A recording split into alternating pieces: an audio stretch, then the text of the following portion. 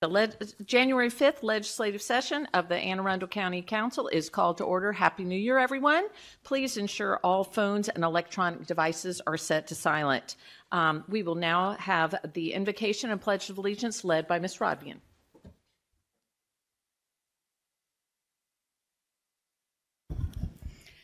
As we enter a new year, we pause to reflect on our shared responsibility to one another.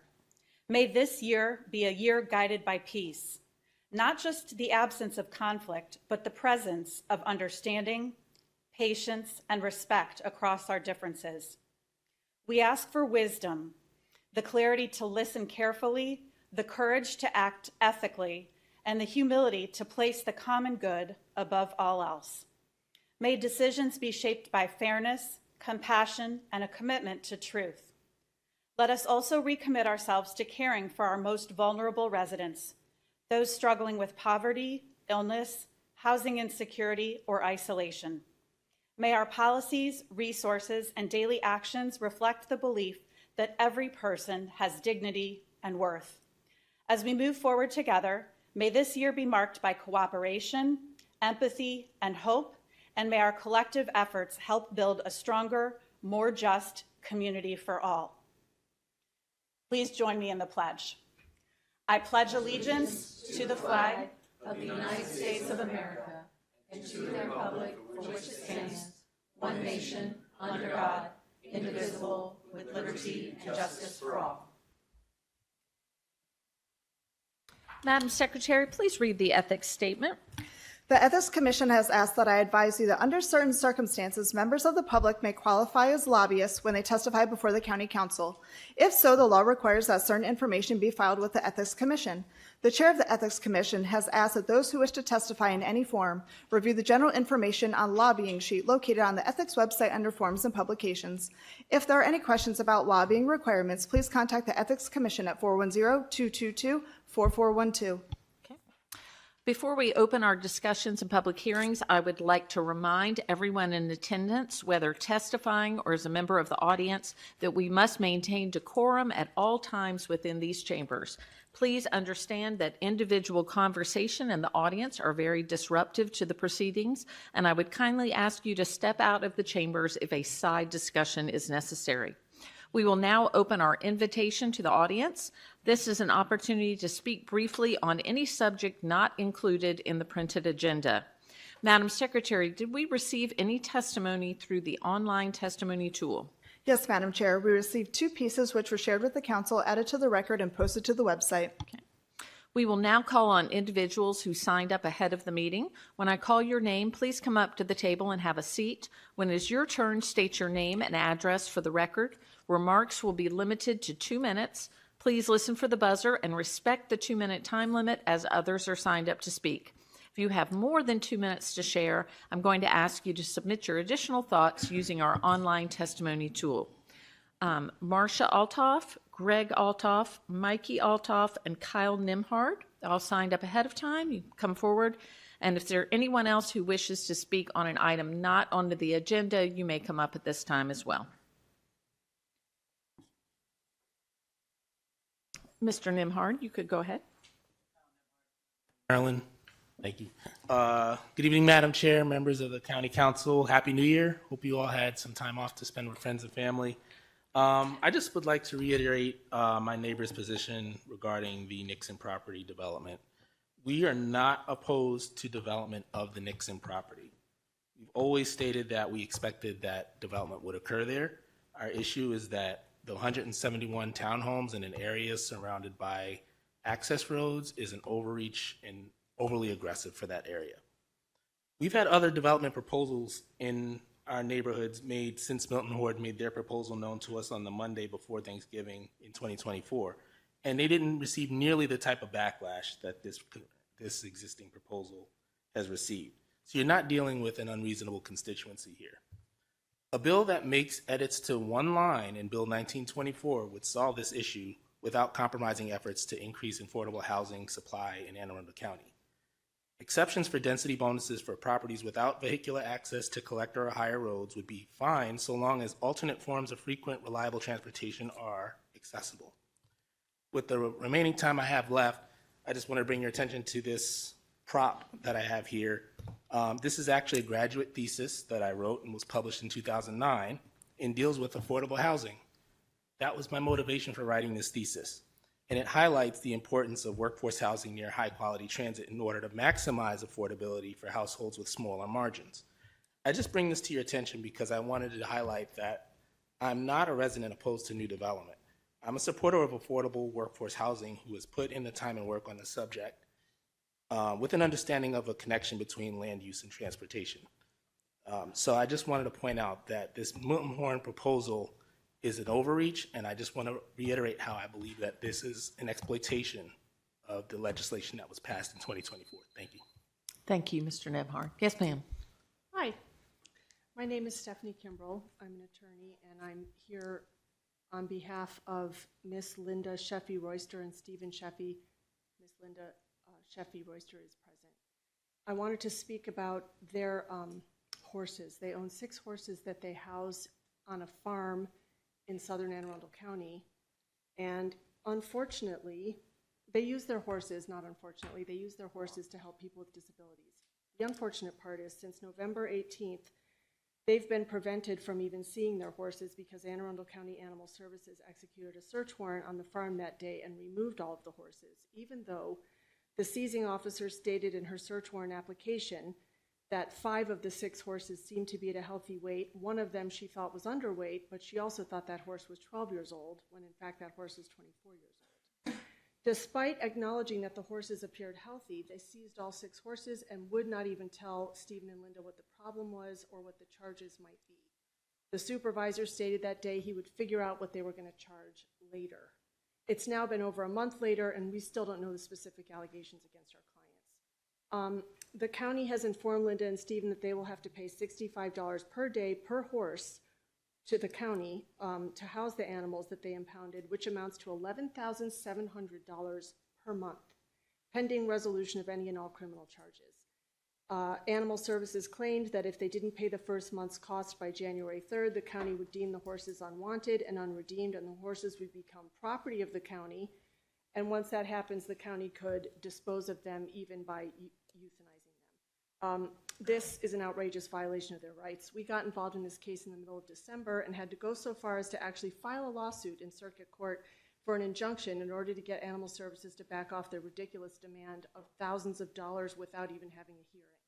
No citizen of Anne Arundel County should have to spend thousands of dollars on a lawyer to prevent harm like that. We have basic civil rights afforded to us by the Constitution and the Maryland Declaration of Rights, and those rights have to be appreciated by those people. Thank you, Ms. Kimball.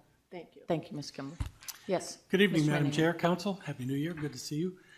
Matt Minahan for the Growth Action Network, Edgewater, Maryland. At the Growth Action Network, we begin this year recommitting to our vision of environmentally sustainable, well-planned, and managed Anne Arundel County communities where citizens are engaged, neighborhoods are thriving, development is limited, and redevelopment is a land use priority. Our legislative priorities for this year include greatly increasing citizen input into land use legislation and text amendments to the code. We've been calling for the creation of a planning commission or recommissioning the Planning Advisory Board to include citizen review and expert testimony on the fiscal, environmental, and quality of life impacts of legislation before the County Council. We'll continue to advocate for a charter amendment to create a full, independent citizen review of land use legislation, resulting in a non-binding but public recommendation to the County Council. Second, staggering the terms of the Planning Commission or the Planning Advisory Board, we believe will continue to be a benefit to the citizens to prevent major turnover upon election of a new executive. Third, we fear that traffic transit fees, which haven't been increased in over a decade, will be shorted in favor of additional impact fees for parks and libraries in the new impact fee legislation. The code has expedited development for development far beyond the capacity of transportation infrastructure, and we encourage the council to take more seriously its obligation to require development to pay for itself. Again, we'll continue to urge for non-market, more affordable housing targeted at 80 to 100% of AMI, especially in redevelopment areas near employment and transit centers. And finally, would be a good night for a hybrid meeting. Thank you, Mr. Minahan. Yes, sir. Good evening. My name is Michael Brown. I live in Glen Burnie, Maryland. I spoke to the council back on November 17th concerning these bridges in Tanyard Springs. Councilman Volke is fully aware of the issues that we are facing. These are bridges that sit on county property. The county has said we did not know that these bridges were installed by the builder, but they're on county property. So they've been out of commission for almost a full year. Since I last spoke to you, I found out that in Tanyard Springs, there are 255 students that attend Solly Elementary. 65% of them are not eligible for bus. I did not unfortunately, get the figures for the middle school or high school. They all use the trails, the sidewalks, and these bridges are negatively affecting how they get to the school or to their bus stop. They now have to go further around the community. That I believe violates how far certain age groups can walk. I have a map here this evening that details where these bridges are, where the middle school and the high school students would pick up their bus along with the elementary school kids. Like I said, these bridges have been closed for nearly a year, and the HOA has punted the repair work to the county.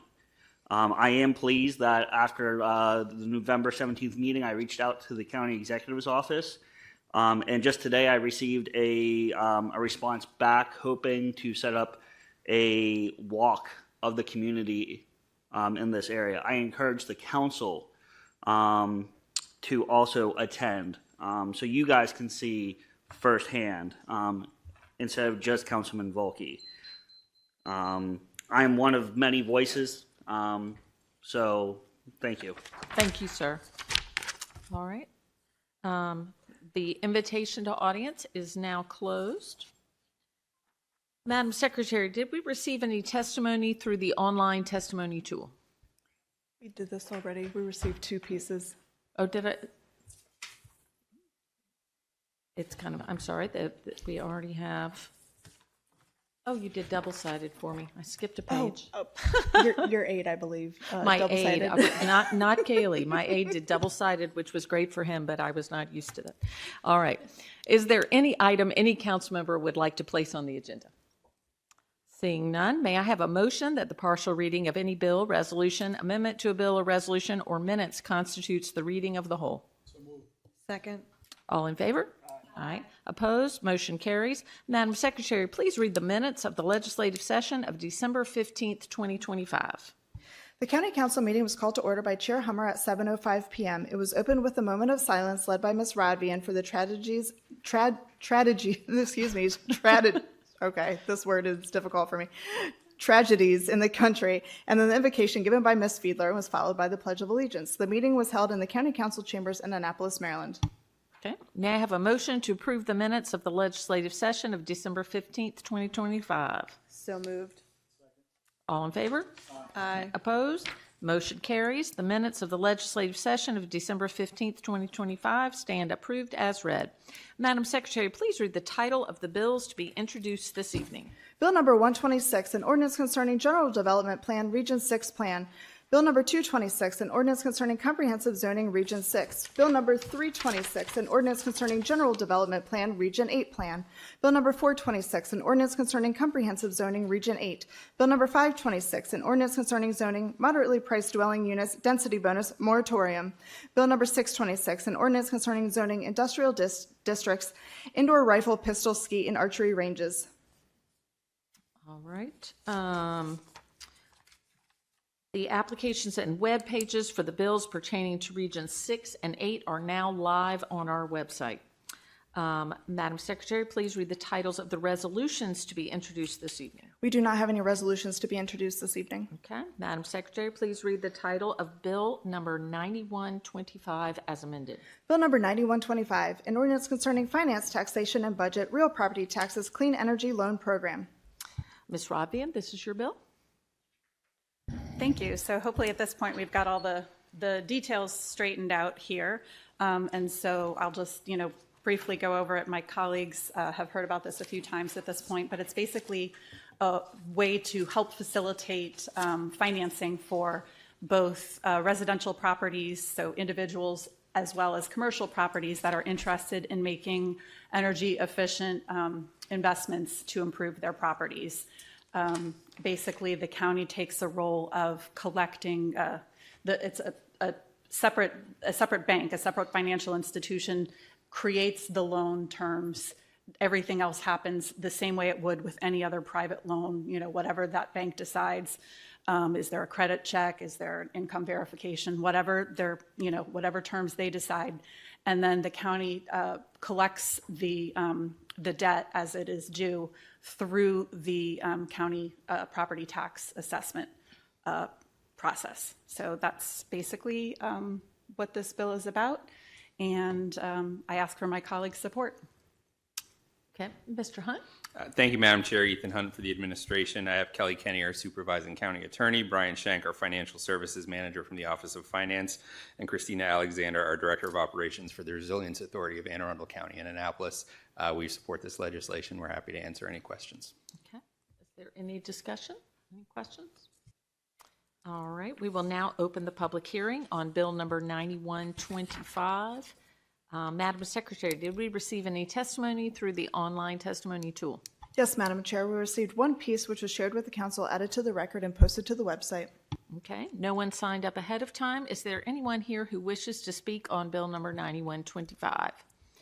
Okay. Seeing no movement, the public hearing on Bill number 9125 is now closed. Madam Secretary, please read the title of Bill number 9125. Bill number 9125, an ordinance concerning finance, taxation, and budget, real property taxes, clean energy loan program. All right. Any further discussion? Mr. Volke. Thank you, Madam Chair. So looking at the fiscal note, it says that the workload for the Office of Finance cannot be reliably estimated. But then it talks about potentially expanding this from only commercial properties to all properties and increasing the amount of participation in the program could result in a new staff person, which then would be $84,500. What's the likelihood we're going to need another person for this? I'm just trying to understand what the real cost of this is. I get the program, I understand how it's all set up, but the administration piece of it is where I'm more concerned. And the other, I'll just give you this because I know you're thinking about the answer to my question to that first one. Is there any way to recoup administrative costs on the loans that would offset the cost that we are going to potentially incur by this other person? Okay. Brian Shank, Financial Services Manager, Office of Finance. To the first point, Councilmember Volke, we're not 100% certain whether or not there would be a great increase. It really does depend upon residential participation. I would compare this in some respects to some of the tax credit programs we've created over the years, which do have a requirement for someone to go in, do the necessary accounting, wire the money, do those kinds of tasks. It would depend upon the scope. If it's maybe 20 to 30 properties a year, it's not a dramatic increase to the workload. It could be accomplished with existing staff. If it would be maybe potentially, and again, these are recurring, so over time, if we start to see maybe perhaps 100 to 200 loans a year, that doesn't necessarily necessitate an additional position. To your second point, as far as recouping the costs, I'm not aware of anything in the legislation, either existing or as amended, that would necessarily allow us to charge an administrative fee associated with this program. So I don't believe that we can recoup costs as part of the administration of the collection and then remittance of those collections.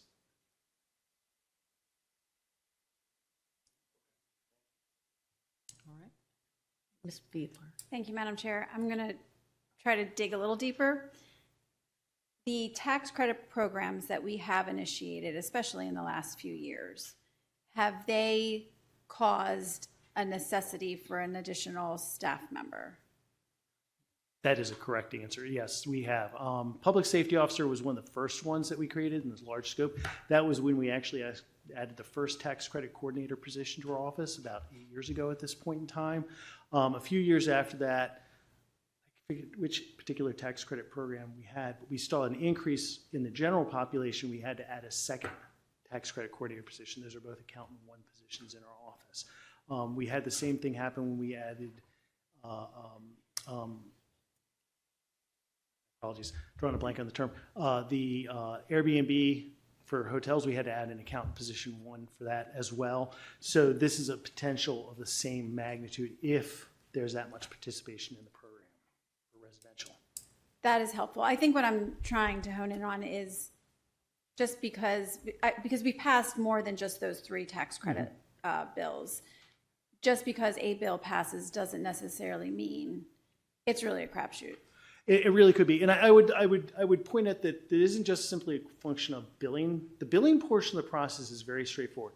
Once we get the information from the mortgage companies or other entities that require that collection, it's a simple process to import and apply those charge codes to the tax bills. It's literally a 5-minute import process. It takes no time at all. The back end of the process is initially kind of getting involved in, at least from our part of knowing what properties are being assessed, but also when the money comes in, wiring that money to the appropriate bank. So if we have 1 or 2 banks involved, then it's just a lump sum. We just have to detail, okay, these are the properties we collected the money for. This is who we're saying this is the amount, this is the repayment schedule. If there's 5, 6, 7 public entities that are involved, that are involved in this program, that increases the administration accordingly, because then we're coordinating with multiple banks at multiple points during the year. We're answering taxpayer questions for property owners who have mortgages. The mortgage company of the property owner is involved outside of this other bank. So if a mortgage company calls in and asks why their escrow needs to change on a particular homeowner's property, that can drive up that. Now, again, within certain reams, we already answer those kind of questions on a daily basis when homeowners get a new tax bill and they wonder why their tax bill went up at all. Right. So some of this is accomplished with the existing staff. The administration part is where it's a little bit fuzzier. Thank you. Ms. Ravian. Thank you. I would just, like to point out that the environmental benefits that any individual property owner or commercial property owner takes really do benefit all of us. I mean, we all benefit if people are taking steps to, reduce their carbon footprint and, slow down the effects of global warming and climate change. So I understand that there may indeed be costs, but I think there are costs that create a benefit that is shared by all of us. And I ask for my colleagues' support. Mr. Volke. Thank you, Madam Chair. I was kind of following up on that same line that Ms. Rodvian mentioned. So in reality, the county's getting the benefit that she spoke about, right? The potentially reduction in some sort of discharge of greenhouse gases, I guess. I'm probably using the wrong term, but you're using a non-fossil based energy, you're using a clean energy source. But we're not actually getting any money. Like, we're collecting the money for a private entity. We're then shipping the money to a private entity. We're a middle person. We're doing sort of the legwork for them, but we're not actually collecting any money off of it. So to the extent that there's a benefit to the county and citizens, it seems hard to measure that, is what I'm seeing, because we're really serving as like the intermediate money transaction person. Is that fair? I would agree with that assessment from that Okay. metric, yes. From a metric standpoint, right? I'm not saying like policy decision aside, that's a whole different thing, but we're not getting any money off of it because we didn't make the loan. We're not servicing the loan. We're simply the collector and the passer along. All those assertions would be correct, sir. Yeah, all right. Okay, thank you. Okay, Ms. Ravian. Thank you. I would argue that while it is difficult to calculate, there actually eventually could be financial benefit from this. Every amount of, generation that happens within a property means that there's less transmission and a less need for a burden on the, transmission aspect of our power delivery. So, there really is, and like I said, it's hard to measure. I also think we just need to remember that not everything that's worth doing can be measured in dollars and cents. And, I know that we've had some young people testify recently about the importance of doing things like incorporating more transit in our communities, because they are looking as young people at their lives down the road where they already see the effects of climate change and know that those effects are only going to be growing, and are really hoping that our generation takes action. And so, in that way, I think this is a pretty small burden for the county to take, and could create a lot of benefit, along with other tax credits that the state and the county are already have to encourage, the increase of alternative energy sources that, don't rely on greenhouse gases, or that don't generate greenhouse gases. Ms. Ledbetter. Thank you, Madam Chair. Ms. Rodvian, I think this is a question for you. I just want to make sure, I just want to be clarified. I know we're talking about, in the moment, the conversation is focusing on greenhouse gases and energy efficiency, but from reading the bill, I mean, this is also could be used for resiliency projects like at the shoreline, that sort of thing as well. Am I correct in that understanding? Yes, and I would argue that those can benefit the community as a whole. They might be much more localized, but yeah, and I would concur with that. Yeah. I just want to make sure that I was. Yep, you are correct. That we brought that to the front of the absolutely. conversation as well. Thank you. Okay. Any other discussion? All right, Madam Secretary, please call the roll on Bill number 9125. Ms. Rodvian. Aye. Ms. Ledbetter. Aye. Mr. Smith. Aye.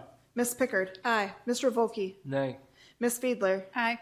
And Ms. Hummer. Aye. 6 in the affirmative, 1 in the negative. Bill number 9125 as amended has passed. Okay. Madam Secretary, please read the title of Bill number 9225 as amended. Bill number 9225, an ordinance concerning subdivision and development, zoning, cottage home development. Mr. Smith, this is your bill. Thank you, Madam Chair. At the appropriate time, we're going to have, I guess, some further discussions and amendments that are coming down for this particular bill. Again, this is an effort to develop and have as a potential resource in the county a type of housing that is targeted toward the 200, 250 range. I'm putting that on a book because I want developers and everyone else to hear it. It's that first step of housing when folks try to purchase one. It doesn't exist here in Anne Arundel County. And so you are either significantly wealthy and you're able to go into that 500K rate, 400 or 500K range when it comes to housing, because the average house in Anne Arundel County is about $510,000 when it's sold here recently. And so this is to create that 200 and less inventory that does not exist here. And we and I believe that this is an important component in our communities to be able to ensure that folks who are interested in housing and living here, that they have that as a commodity to be able to purchase. And so I've said enough on this bill. I definitely want to hear from more public, but I know we're going to amend it, and it may even get amended again. But just wanted to say, hopefully we can get the support to pass this legislation ultimately. Thank you. Okay. Mr. Hunt. Thank you, Madam Chair. Ethan Hunt for the administration. I have Kelly Kenny, our supervising county attorney, Lynn Miller, our assistant planning and zoning officer from the Office of Planning and Zoning, Aaron Karpwitz, our CEO of Arundel Community Development Services, Chris Murphy, our engineering administrator from the Department of Public Works, and Andrew McCara, our assistant director for plan review and inspections from Inspections and Permits. I appreciate the dialogue that that the administration has had with the sponsor and the council members on this bill. As I've said before, we are generally supportive of expanding the types of housing in Anne Arundel County and expanding where that can go. I know there are some amendments, or at least one amendment to discuss at the appropriate time. So until then, we're just happy to answer any questions. Okay. Any discussion? Mr. Volkey. Thank you, Madam Chair. Question either for the sponsor or for the administration, probably the planning and zoning. So with respect to this housing type in particular, do we have a sense of what the market would sort of bear on this? Like, do we have a concept of how many of these houses that we would be building? Do we have a concept of how much demand there is for this? What would be the timeline in terms of getting these online, going through the approval process, getting them built, actually having some real product to show to people? What's the timeline on all that? And what's the demand? So if I can help address some of that. I think the timeline is it really depends on how challenging this piece of legislation evolves to. And so I know there's some further discussions that will happen over the next 2 weeks that will add some additional safety mechanisms in place, specifically for like R1, R2. I've heard from a number of communities that were concerned about that, and we want to make sure that they understand that I understand, and they know that I understand that, our goal is not to impact some of those communities that are already developed. We want this to go in the right place, right time, but ideally, in a perfect world, if we can get the legislation passed, I have said this before, I know land in my own district that is probably ideal for this type of development. And, if the legislation is passed, hopefully, I know that there is a demand for it. There are folks who are interested in purchasing these. Our goal is, and my goal is to make sure that it's not purchased by, wealthy individuals, but folks who actually want the opportunity to have home ownership. And so with it, if it passes certainly within the next year, year and a half, you could see groundbreaking on something like this, at least in the areas that I'm aware of. Just so I'm clear on what you're saying. So if we pass this, let's just imagine today, for instance, you believe that we will have something that has gone through the legislature. We will have something that has gone through the permitting process, the approval process, and will be to the point where they are fully approved, and then we'll start building within a year and a half on these. I would like to see that timeline held, yes. It's not... I get that. Yeah. I'm not trying to be rude. Yeah, I understand yes. that was what you would like. I am curious if the administration thinks that that's I don't a control realistic... planning and zoning, so it's how they process the applications is certainly... I was going to say not yet, but Oh, but my point was, do we have any sense on that, like from start to finish, what this would be? Imagining this legislation passes today, still how long is it going to take for one of these projects to move through putting in a plan, having it reviewed, getting feedback, comments, addressing that, dealing with all the things they're going to have to do before they're even to the point of being able to build? Lynn Miller, Planning and Zoning. Councilman Volke, I don't know if I can answer that directly. I mean, our office doesn't have any experience to date with this particular type of development. I don't know that any developers have been proactively talking to our staff. Clearly, they've been talking to Councilman Smith. I know the topic has been out there in the planning field for the last few years. There are people all around the country talking about this type of development, but we don't have any direct hands-on experience with it to date. As far as how long it would take, I wouldn't see it really taking any more or less time than your typical development application working its way through the process. How long is that? Well, it varies a lot, but I would say 6 months minimum to get a preliminary plan approved. And what's the more typical time frame? I'm sorry? The more typical time frame. You said at a minimum 6 months, but what's sort of your average time frame?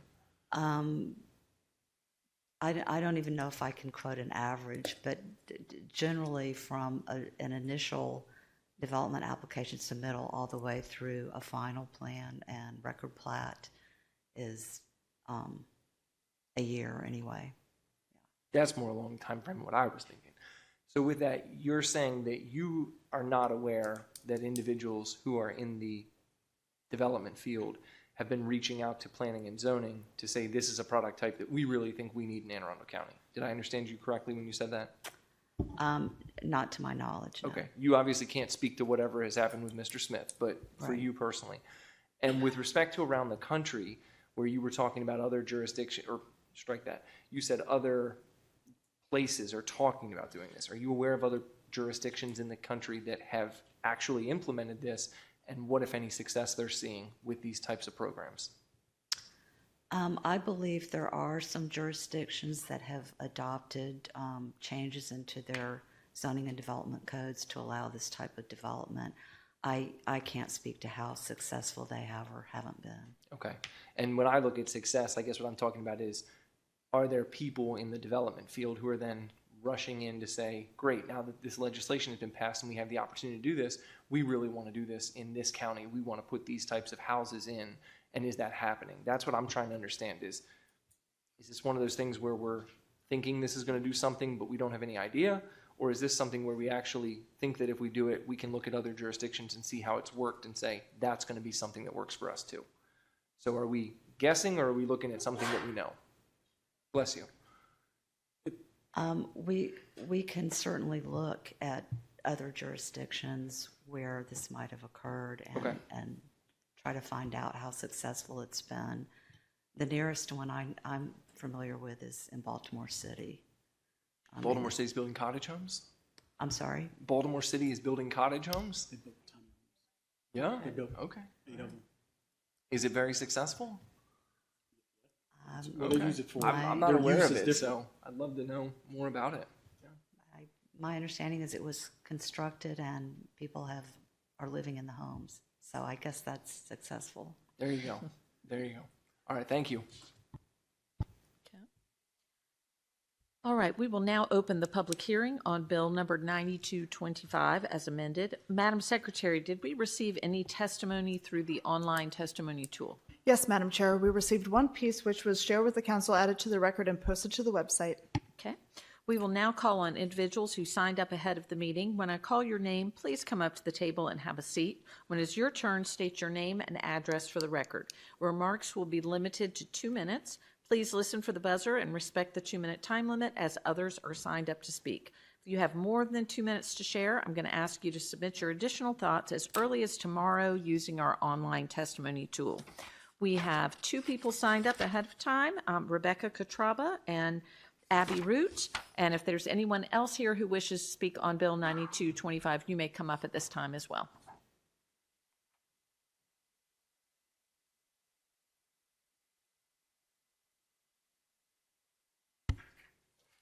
All right. Ms. Root? Oh. There. Good evening. My name is Abby Root, 1336 Chickabee Way, Odenton, and I'm representing the League of Women Voters of Anne Arundel County. The League supports Bill 9225 as amended. The League support of Bill 2295 is based upon our planning and zoning and affordable housing positions to promote and pursue balanced development in appropriate target areas that will have a minimum impact on the environment and maximum long-term benefit to employment, as well as increasing opportunities for people of low or moderate income. Cottage home communities offer a smaller footprint that would appeal to various young professionals, small families, and older adults downsizing. They also offer a shared sense of community. Shared common spaces provide opportunity for community building, while individual homes still provide privacy. These communities also have the potential of addressing the issues of loneliness and childcare, which many Americans face today. While the League supports cottage homes communities, affordable homes built in a safe, comfortable environment, ideally we would prefer these communities be built within walking distance of public transportation. The need for a car to get to employment adds to the cost of living, as well as having a negative impact on the environment. We hope transportation needs will be a factor in future affordable housing bills. The League urges you to vote yes on Bill 9225 as amended. Thank you. Thank you, Ms. Root. Yes, sir. Michael Brown, Glen Burnie. I actually was not going to testify on this bill. Councilman Smith, you mentioned something that kind of made me question. You mentioned that you're hoping that rich people, investors, don't purchase these homes. There's nothing in this bill that would prevent that, correct? There is? Okay. Thank you. All right. So the public hearing on Bill number 9225 is now closed. Madam Secretary, please read the title of Bill number 9225 as amended. Bill number 9225, an ordinance concerning subdivision and development zoning, cottage home development. Okay. There is one amendment. Madam Secretary, please read amendment number 2. Amendment number 2. This amendment changes the density permitted in certain zones for cottage home developments and requires access to a principal arterial road for cottage home developments in R1 and R2. Okay. Ms. Fiedler, this is your amendment. Thank you. This amendment came out of previous discussion on the legislation.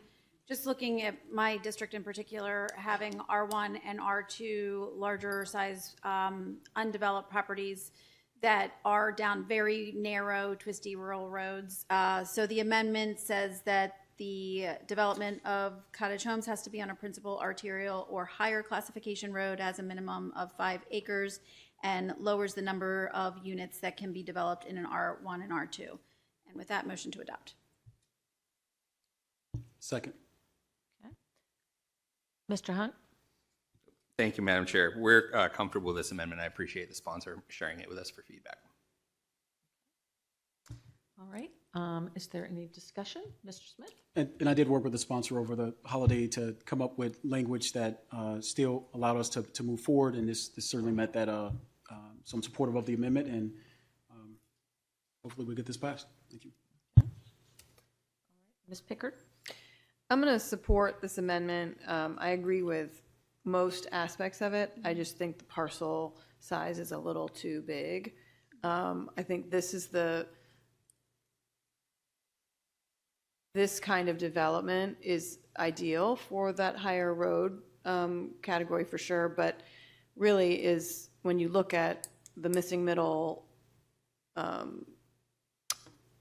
concept, it's more, as we heard public testimony about, really ideal for infill and smaller parcels, and then being able to put multiple cottages on a 1 or 2 acre parcel is more ideal, and would, rather than a 5 acre parcel of hundreds of tiny homes. But I'll support this, and we'll maybe work towards lowering that threshold at our next meeting. Thank you. Ms. Fiedler? Thank you, Madam Chair. I really do appreciate that. I think that of the 3 points added in this amendment, the acreage, minimum acreage, was one that I anticipated might get some pushback and might be revisited in future amendments. All right, is there any further discussion? Any? All right, Madam Secretary, please call the roll on amendment number 2. Ms. Rodvian? Aye. Ms. Ledbetter? Aye. Mr. Smith? Aye. Ms. Pickard? Aye. Mr. Volkey? Aye. Ms. Fiedler? Aye. And Ms. Hummer? Aye. 7 in the affirmative, none in the negative. Amendment number 2 has been adopted. Okay. Bill number 9225 as amended will be heard on January 20th, 2026. Madam Secretary, please read the title of Bill number 9325 as amended. Bill number 9325, an ordinance concerning zoning, uses, dog daycare, and training facilities. Okay, Ms. Pickard and Ms. Fiedler, this is your bill. Who would like to speak first? Ms. Fiedler. Thank you, Madam Chair. The bill is pretty simple. Nobody wants a naughty dog, and we need places to train them properly. Commercial and industrial seem most appropriate. It allows them as permitted uses. I ask for the support of our colleagues this evening. All right. Ms. Pickard, do you have anything you want to add? No, ditto. Okay. Mr. Hunt? Thank you, Madam Chair. Ethan Hunt for the administration. Lynn Miller, our Assistant Planning and Zoning Officer. Kelly Kenny, our Supervising County Attorney. We support this bill. Ditto. Okay. All right. Is there any discussion from the council? All right.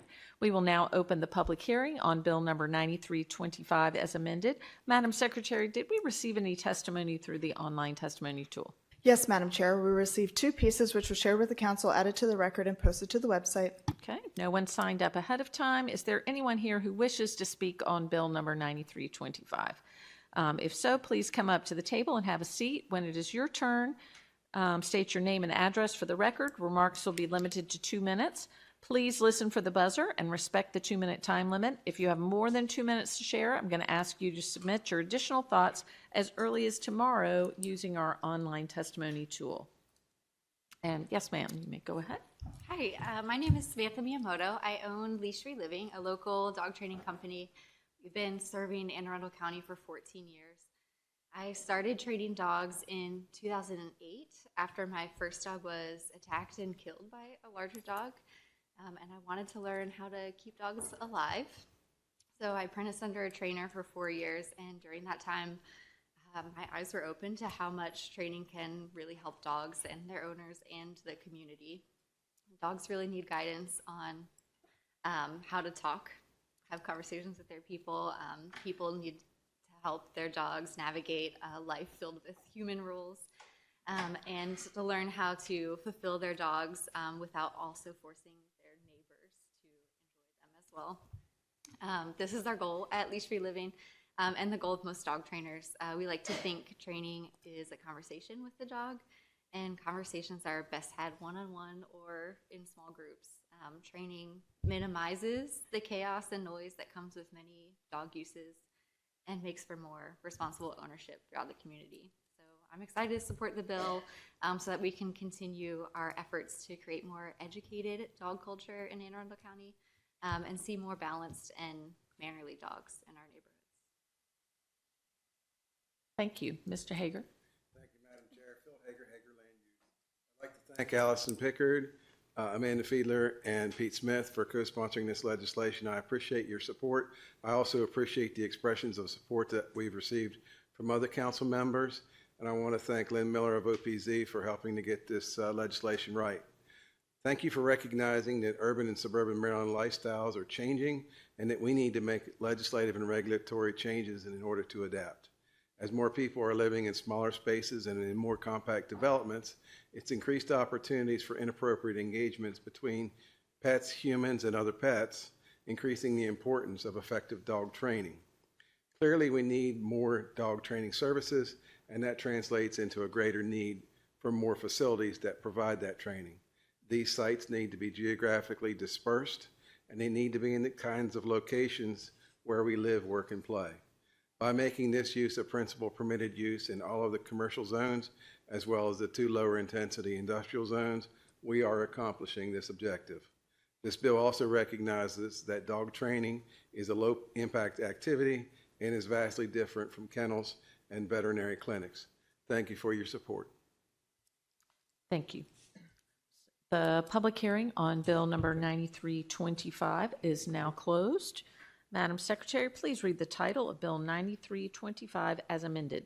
Bill number 9325, an ordinance concerning zoning uses dog daycare and training facilities. Okay. Any further discussion? All right, Madam Secretary, please call the roll on. Oh, I'm sorry, Ms. Wilkie. This is a question for the sponsor. On page 2, where you're removing dog daycare located at commercial kennels and dog training facilities located at commercial kennels in RA and RLD, do we anticipate that there will be any problem for existing facilities? Are there any existing that would be impacted by removing that permitted use? There are actually existing facilities that achieved their usage through special exception, which is currently in code. Got you. But there won't be special exception in the code anymore, right? No, there will be. This removes the change to permitted. Okay, so this is just taken out of the bill entirely, and it's just going to sit as it sits now. Correct. Copy. Thank you. Madam Chair. Yes. And just for a matter of the record for the industry and the canines, not all dogs need to be trained. Sometimes it's the owners. Is this an owner training school, Bill? Yes. All right. Madam Secretary, please call the roll on Bill number 9325 as amended. Ms. Radvian.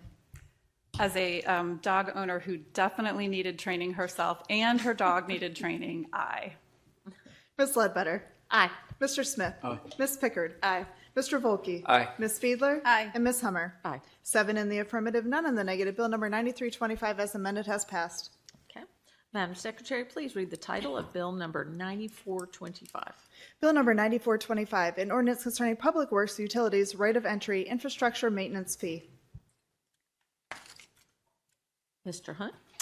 Thank you, Madam Chair. Ethan Hunt for the administration. I have Kelly Kenny, our supervising county attorney, as well as Aaron Day, our assistant director from the Department of Public Works, and Chris Murphy, our engineer administrator from the Department of Public Works. So we had a pretty good discussion about Bill 9425 at the work session. There was a presentation that we did as well. We're not going to go through it again. I know Councilman Volkey would prefer that we do the slideshow, but we're going to hold off. That's a good but you all have copies of the slideshow.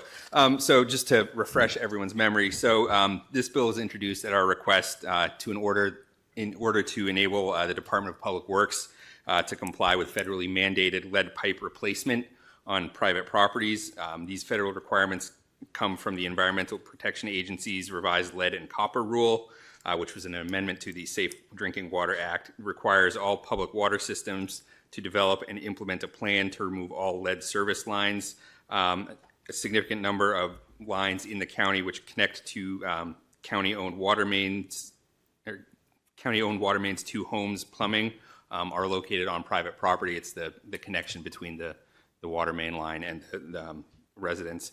Completing this work is a legal obligation with deadlines and potential penalties for noncompliance. So what this legislation does is rename and expand the allowable use of the environmental protection fee, renames it to be the infrastructure maintenance fee to more accurately reflect the use of this source, and expands the permissible use to explicitly add improvements for regulatory compliance as an allowable use for the fee, which would allow us to use it for lead pipe replacement, as well as doing the surveys necessary to determine where those lead pipes may be.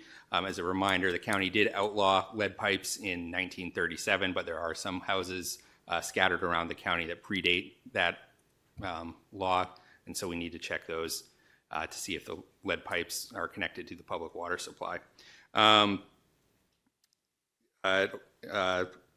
Includes language to clarify and grant the right of entry for DPW and authorized contractors, which is a crucial step to ensure the seamless and efficient replacement of the lines. Legislation is necessary to expand the allowable use of the fee. So with that, we're happy to answer any questions that the council may have. Or I can turn it over to Erin first if she wants to add anything. But Mr. Volke. What year did you say the county outlawed lead pipes? Erin Day, Assistant Director of DPW. It was 1936. The building code was updated to remove lead pipes from 36. 1936. Yes. 100 years ago. Correct. All right, got it. And so when you were saying, Mr. Hunt, that we have to inspect this bill is going to allow the department to go to these people's houses, insist that they allow them inside so that you can inspect the pipes? Not inside the home, but the property. Where do you have to go on the property to inspect it? Usually near the water meter, which is along the right-of-way line. Okay, so you're not like going up right to their house. You're more closer to the road, I'm assuming? Correct. Okay, I'm just trying to understand what the level of intrusion is here for the property owner for these houses that are pretty old. So Go ahead. I've been told I'm supposed to introduce myself each time. Erin Day, Assistant Director. I think it was more during COVID, but I don't know. Maybe you still have to do it. So the inspection isn't very invasive. We've sent mailers to these properties. There are about 8,000 properties that were built prior to 1937 is the date. We've done a thorough research of plumbing permits, trying to reduce the number of unknown pipes. We've sent mailers that provided instructions for them to do their own self-testing and reporting. That's activities been going for about 2 years now, and so we're at the point where we do need to do the inspection ourselves in order to get a complete inventory. So it would require us to, it's an activity called potholing. We would excavate about a 12-inch by 12-inch hole to access the service line on their property to identify what type of pipe materials it is. The more invasive aspect of this is the replacement of those service lines. Once we've identified them as needing replacement, we are required to replace 10% of those each year. At our cost? We have budgeted to make those replacements, yes. So the county as a whole is paying to replace the 100-year-old pipes in these properties? We would be, yes. This is required by what? State or federal law? Federal. They're all in your district. You see that in the slideshow? 4,000. We have a meeting next your week. District. Just saying. You need to help get your constituents to respond to the survey. Oh, man. So yes, you're right. The first goal is to respond to the survey, get the inventory completed. We suspect there'll be somewhere between 800 and 1,200 lines that need to be replaced. As far as 130,000 customers go, it's a pretty low number. No, I agree with you. I see the 8,000 in your slideshow that you didn't go through, but I read, so thank you. All right. Well, but I caught up. How about that? So I guess it's like, so not only are you going to their property and you're digging a 12 by 12 pothole and you're figuring out what their line is, but then if you find out that it's lead, then we, the taxpayers, are paying to go from the street back to the house to replace it? So it's actually the utility customers So utilities are paid through the utility usage fees, not through property taxes. It's a little nuance there. So it's not Fair part of enough. the general fund. It's So part I'm of not the paying utility because fund. I'm on septic and You well would- water, in so that I don't case, have to no. foot the bill for this. I got you. Okay. All right. But for the people who are on public water and sewer, they are footing the bill for this. Anybody who's a utility user customer, they're going to pay for this. Yes. Okay. All right. And you don't charge this to the person whose property you're replacing the lines on. It's just paid out of the utility fund. Correct. Is that the law or is that a policy decision that we've made, That would be a policy decision that we're making. that the county has made? Correct. Well, we are legally required to replace it. If we require, it's a legal requirement that is based on a voluntary participation. And in order, I guess we've made the decision in order to replace, to meet the requirement. What's the consequence for failure to comply with the law at the federal level? Not entirely clear. Okay. Is there like some loss of funding that's tied to it? Are we going to get some sort of penalty that's been imposed? What do we know about this? Yeah, the law does not say. It just says there'll be ramifications, essentially.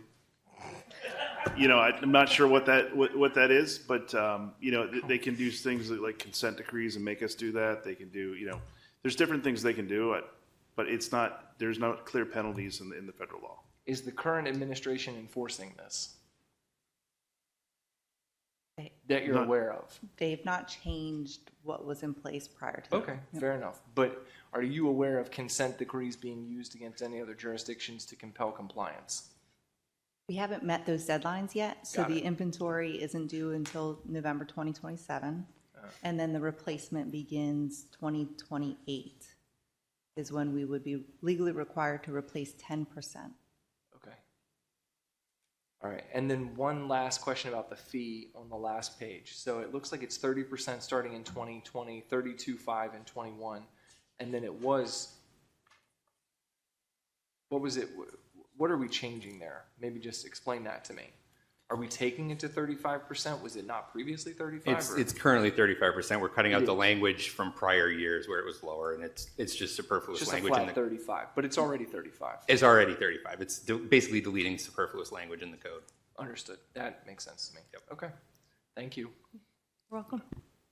Ms. Ledbetter. Thank you, Madam Chair.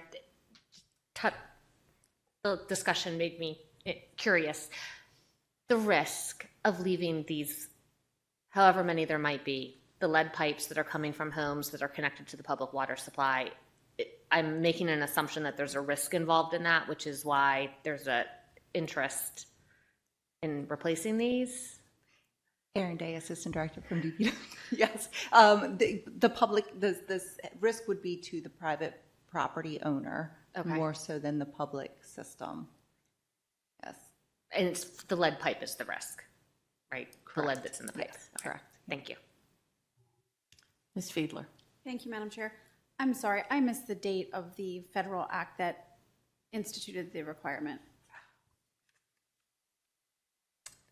The date that it's the Clean Water Act that was revised, and I can find that for you. I'll have to find that. date Okay. with you, yeah.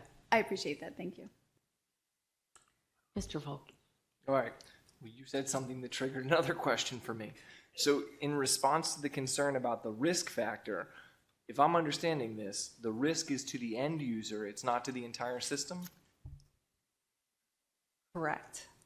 So the entire system is subsidizing a risk or paying for a risk that is only to the person who has elected not to upgrade their lead pipes. It is a federal requirement I that got we it. The replace answer the is private. yes. You So, may not yeah, want to say it that. I is- understand That it, is but- correct. And then some of these homes may also be tenant occupied. They're owned by somebody. They're owned by someone. Even if so it's tenant occupied. Sure. I mean, there's a landowner who owns it who now you're going to upgrade their line and that the property owner is going to get the benefit of that for, sounds like $0. I'm just concerned about this policy decision where we're saying we're going to upgrade your private line, even though it doesn't pose a risk to the whole system. And we're going to do it because we have to comply with federal law, but we're going to eat the cost of that. What is the cost for each of these upgrades and like doing this line? I mean, I've heard people talk about that's quite an expensive thing to do. So do we have a sense of what that's going to cost us for each of these? Say you get 8,000. Say it turns out that's the number you have to replace. So you don't think it'll be that? No, there are 8,000 unknowns. Right. There are 8,000 that we need to 4,300 identify. in District 1. I saw that. Correct. So I got that part. we suspect there'll be around maximum 1,200 that need to be replaced. Okay, what's the cost per to do it? It does depend on the property. Okay. But on probably the average- length of how far you got to go. Correct. Sure. We're estimating approximately $10,000 per property. Yeah, that's what's Not as bad as I thought it would be. Yeah. So these are just the service lines from the meter to the house. Okay. So the alternative is we will in perpetuity be tracking these properties as they change ownership. We would have to contact the new property owner within 6 months of the change of ownership to ask them to replace the pipe. So it does I guess the requirement of tracking the pipes.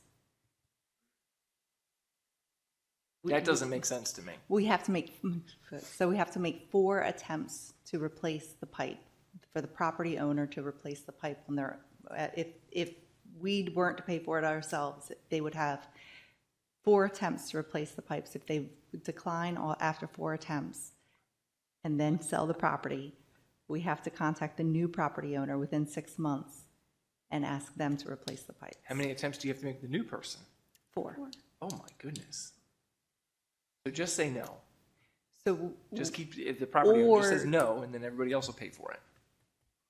Why don't you lien the property? Why don't you just say as a policy decision, we're going to replace it, but we're going to take the cost of that. We're going to lien your property if you don't want to pay it. And it gets paid out of the proceeds of sale. We're liening people's properties for snow removal. All right, take your time. I'm curious why the policy decision was made this way. So we can replace the pipes and meet the requirements. Because you don't think that these people will do it. Like if you've asked them 4 times and they've ignored you 4 times and they said no, we say, well, we're just going to eat the cost then. That seems to be the policy decision to me that's been made. And I guess my question is, why was that policy decision made? In an effort to meet the requirement. Okay. I think that's as good as I'm going to get, so we'll leave it there. And I appreciate you indulging my questions. Do you have anything else? No? No, well, I was just going to say the lead copper rule was revised in 2021. 21. Ms. Fiedler. Thank you, Madam Chair. I understand that a policy decision was made, but was there ever a discussion about setting up some type of payment program for the owner to pay back the county if the county were to upfront the cost? And if there was a discussion on that, why did the department not decide to go that route?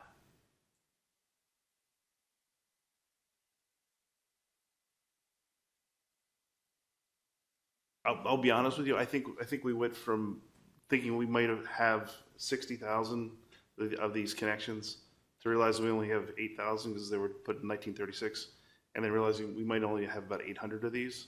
And then looking at other jurisdictions and how they've dealt with it, we've seen some mandatory ones that have gotten this done in like a year versus other ones just continue on for years. And our concern was basically to constantly be tracking asking 4 times over and over again. And this is a health policy concern for people. I think that was really kind of our motivation on that. Thank you. I appreciate that. I think it kind of partially answers Mr. Volke's question. And I get it. You're trying to figure out how to solve a requirement. With that, if a property owner does not take action and does not allow the county onto their property, would that scenario then be in violation of federal law? And would it fall to the owner who's saying no, or would it fall to the county? If we're able to document that we've attempted to replace the line and the property owner has declined it, then we have met our obligation of the law. Okay, thank you. Until the property changes ownership and starts over again, correct? Ms. Rodbian. Thank you. If there are lead pipes connecting the house and the meter, and they're underground, presumably some lead could seep into groundwater, yes? To the same extent that lead could end up in the drinking water. I potentially, but usually it's the corrosion factor that is the concern. So that if it's something has to leach the metal out usually, and so Say again? something has to leach the metal out. So it would depend on what the pH value of the soil was. I guess if you had, I know from example that trees often lower the pH of soil in the surrounding areas. Potentially, it could leach it out that way. But I think you would be talking such a small, minor amount of lead that I don't think it would affect not our drinking water anyway, because you typically are pulling that from much lower in depth than you would be in that surrounding area. But it's still better not to have lead in your groundwater. Yeah. Mr. Smith. I'll try to be quick. What the utility fund? What do we typically use? I mean, I know, but I want you to just say it on record. Projects are typically funded by the utility fund outside of these lead pipes. So what type of projects are by the utility fund? This particular fund, the environmental protection fee, is used for all our rehab work. So all the water mains that are in the ground, all the storm sewers, all the force mains, things of that existing infrastructure. So, and this rehab fee is funded how? It's funded. I think it's 35% of the on top of the operating. So the environmental protection fee is a 35% fee. A 35% of your usage cost is the environmental protection fee, which is meant for, like Chris said, rehabilitation of our existing system. Correct. So the intent behind the rehabilitation fee that funds this fund is to remediate older infrastructure or repair things that need to be funded to ensure the network is optimized so that it performs the way it's supposed to be performing, outside of still meeting federal regulations when it comes to the lead pipes. Correct, as well as environmental or regulations. It's the nuance here is that we're crossing onto private property. Right, okay. And code does not allow the entire environmental protection fee to be used on private property as it stands. So this legislation would allow us to do that work if it's for regulatory purposes. Understood. Thank you. Thank you, Madam Chair. So I had to Google this to remember it because there was like in the back of my mind thinking, didn't we just raise the utility fee? We did in this budget. It went up 6% on water and sewage usage rates and 10% on the capital facility connection charges. So we just increased all this. The cost to do, so I had to do the math, right? Again, I got to look these things up. I'm not always, 1,200 houses at $10,000 a piece is $12 million, right? So we just increased the cost of the fee to everybody so that we can use $12 million to upgrade private property. I have a huge problem with that. Right? To me, I can't get behind that. And I'm not trying to say don't comply with the law. I hear it. I get why you're coming. I think this is the wrong policy decision. I think you have got to come back with something that actually says we're going to pass this on to the people who are benefiting. The people who are improved by this are the private property owner. It's not the system at large. If you had said to us earlier, there's a threat to the whole system, it's going to contaminate the system, it's a problem, I might feel a little bit differently. I don't know that I would, but I definitely would be more concerned. But when we understand that this is an end user issue and this is exclusively an end user problem, and we're doing it because we're like, well, we've got to comply with the law. And we say, well, path of least resistance for us is probably going to be, let's just eat the cost ourselves. Let's not try to go after these people. I'm bothered by that because I don't think that's fair to everybody else in the system. Every other utility payer, I don't think that's fair. So that's my problem with this legislation, to be blunt.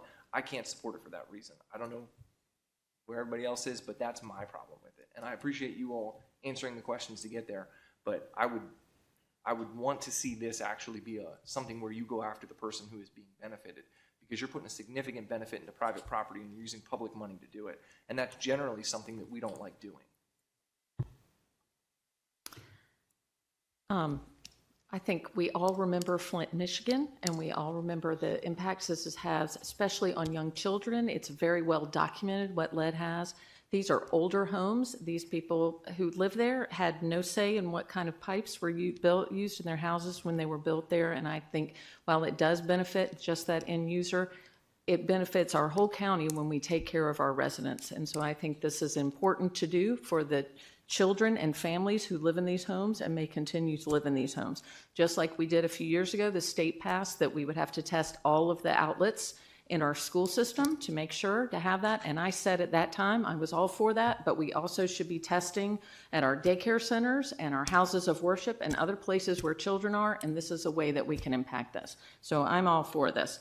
We will now open the public hearing on bill number 9425. Madam Secretary, did we receive any testimony through the online testimony tool? No, Madam Chair, we did not. Okay, no one signed up ahead of time. Is there anyone here who wishes to speak on bill number 9425? So we do have someone.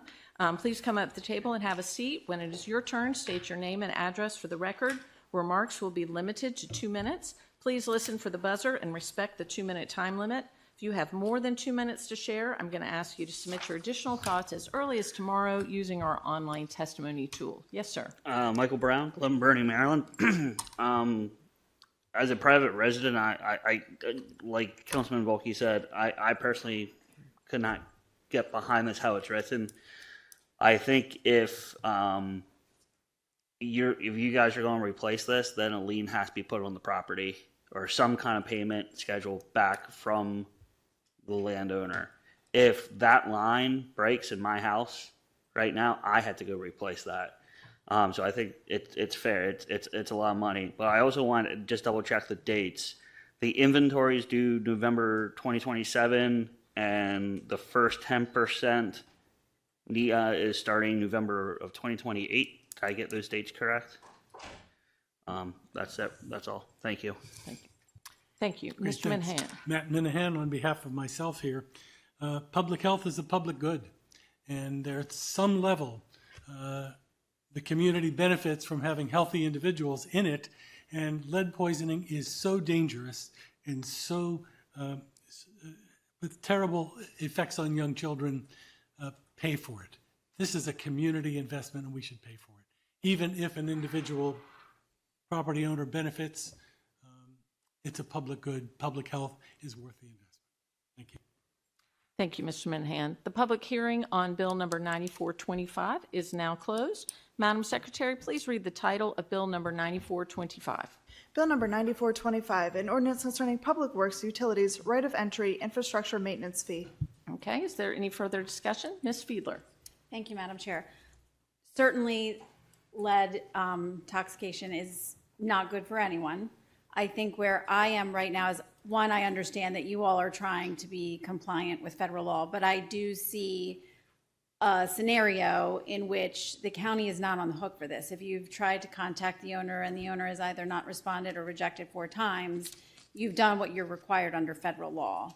Where I'm stuck with this is if an owner says no 4 times, and I think we're all pretty educated in the dangers of lead, I have huge issues with government then going on the property enforcing the issue.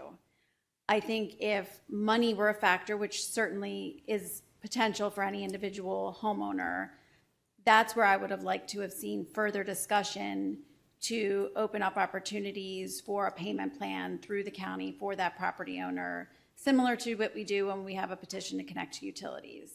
I understand you were working with what you've investigated in other jurisdictions, so this is no judgment on what you brought here today. That's just what I personally would have liked to have seen in this legislation to move forward. Ms. Rabian. This is really just a comment. Impacts to child's health from lead, damage to the brain and nervous system, slowed growth and development, learning and behavior problems, hearing and speech problems, can cause lower IQ, decreased ability to pay attention, underperformance in school. None of these things are good for the public at large, even if they're,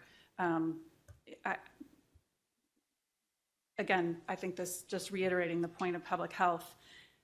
Also, this is just not how we handle problems that are sort of countywide. And if you're at the end of a road and it's a county-owned road and the pothole happens to be in front of your house, you don't just then say, well, the only person that's going to use that piece of road is the one whose house is right next to the pothole, and say, well, we're going to make that one property owner pay for this pothole repair. Other people go into those houses, drink the water there. You will have the benefit of going to a house that's built before 1937 and knowing that the water is safe to drink there. So in a way, we really, and maybe it's not as extensive a benefit as other benefits that might reach to the community at large, but not having these kind of health impacts on children, to me, is a huge benefit to the community at large. Mr. Smith. I was actually going to just simply say this decision is always policy driven, especially by the council. And look, I'll give credit to Mr. Volke. His logic is not wrong. This isn't about logic. And he definitely hit some key points that even made me question. I'm like, man, should we be doing this? For me, it's more about the morality of it. Like, what is the right thing to do in this current situation, and how do we address this need now instead of waiting 3, 4, 5, 6, 7 years down the line? And so that's what I'm leading on. Though I think he made some extremely valid points, especially if there are ways to retrieve those funds from individual homes in the future. Certainly, I would be open to that. But if the question is, do we fix it now or do we kick it down the road? I am a fix it now type of guy. If we have a problem that we know is severe and could have impacts on our public, even if those public personnel don't comply, or as government, we can't just say, well, just let them go and run off the road because they weren't wise enough to read the signs, and so they just drove off the cliff. Well, sometimes even as government, we got to put a guardrail so they don't drive off the cliff, even though many of them still do. But for me, it's just about trying to fix the problem that we have now, which is what's driving my vote. Thank you. Mr. Volke. Thank you, Madam Chair. Would the administration be open to a lien instead of absorbing this cost into the utility fund? No. Okay. All right. I just wanted to get that on the record to be clear. So the preference of the administration is we will just eat this cost. We will not consider an option where we could recoup this cost from the private owner. I think that, yes, that's correct. Because of these 8,000 properties, I mean, a number of them are in Council District 1, but we have no idea about the financial means of the people who might own these homes and their ability to absorb, in the event that a lead pipe is found to exist, their ability to absorb a $10,000 cost of a lead pipe replacement. To be clear, we all better hope there are not 8,000 of these properties, because at Correct. $80 million, we have a big problem, because Correct. your fiscal note says it's going to be about 12 Correct, million, but which is what my I'm math saying is. we have to do the inventory as well. I got you. Right. All right. And then just to the extent that you all referenced this in your slide deck, right? So you talked about Flint, and you talked about Newark, New Jersey, and you talked about these public health crises that have come from lead in the water supply. But to be clear, your own presentation says, good news, no lead in county-owned infrastructure.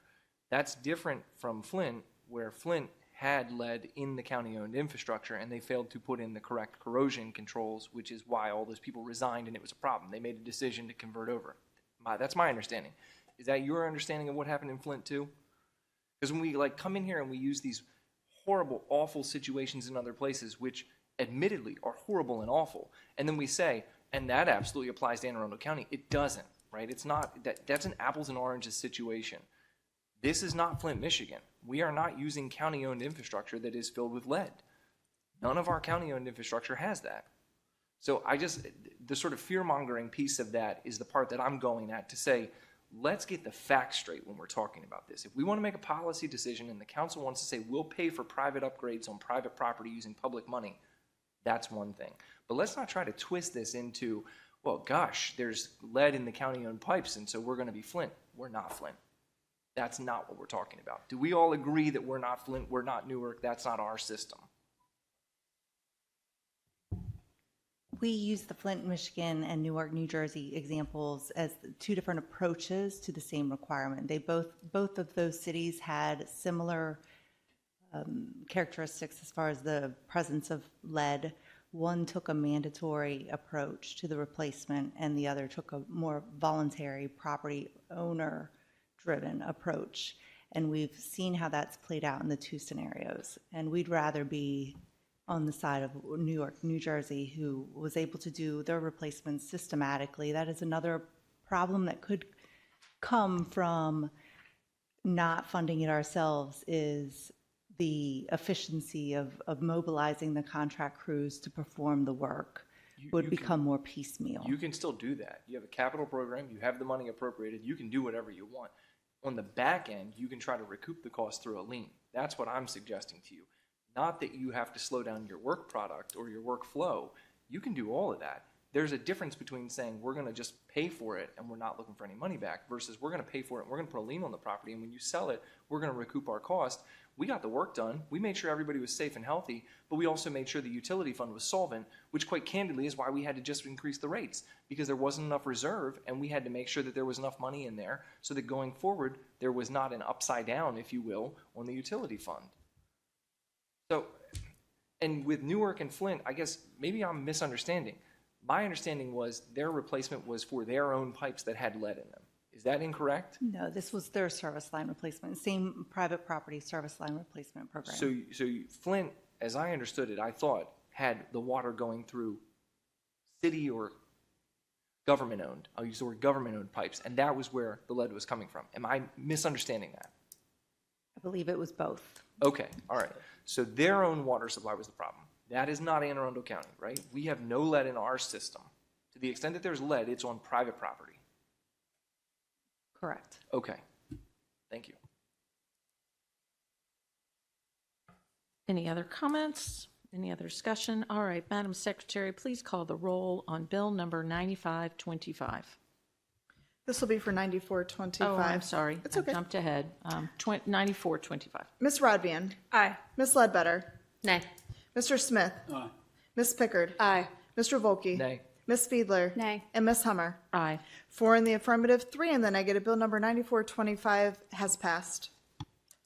Madam Secretary, please read the title of Bill number 9525.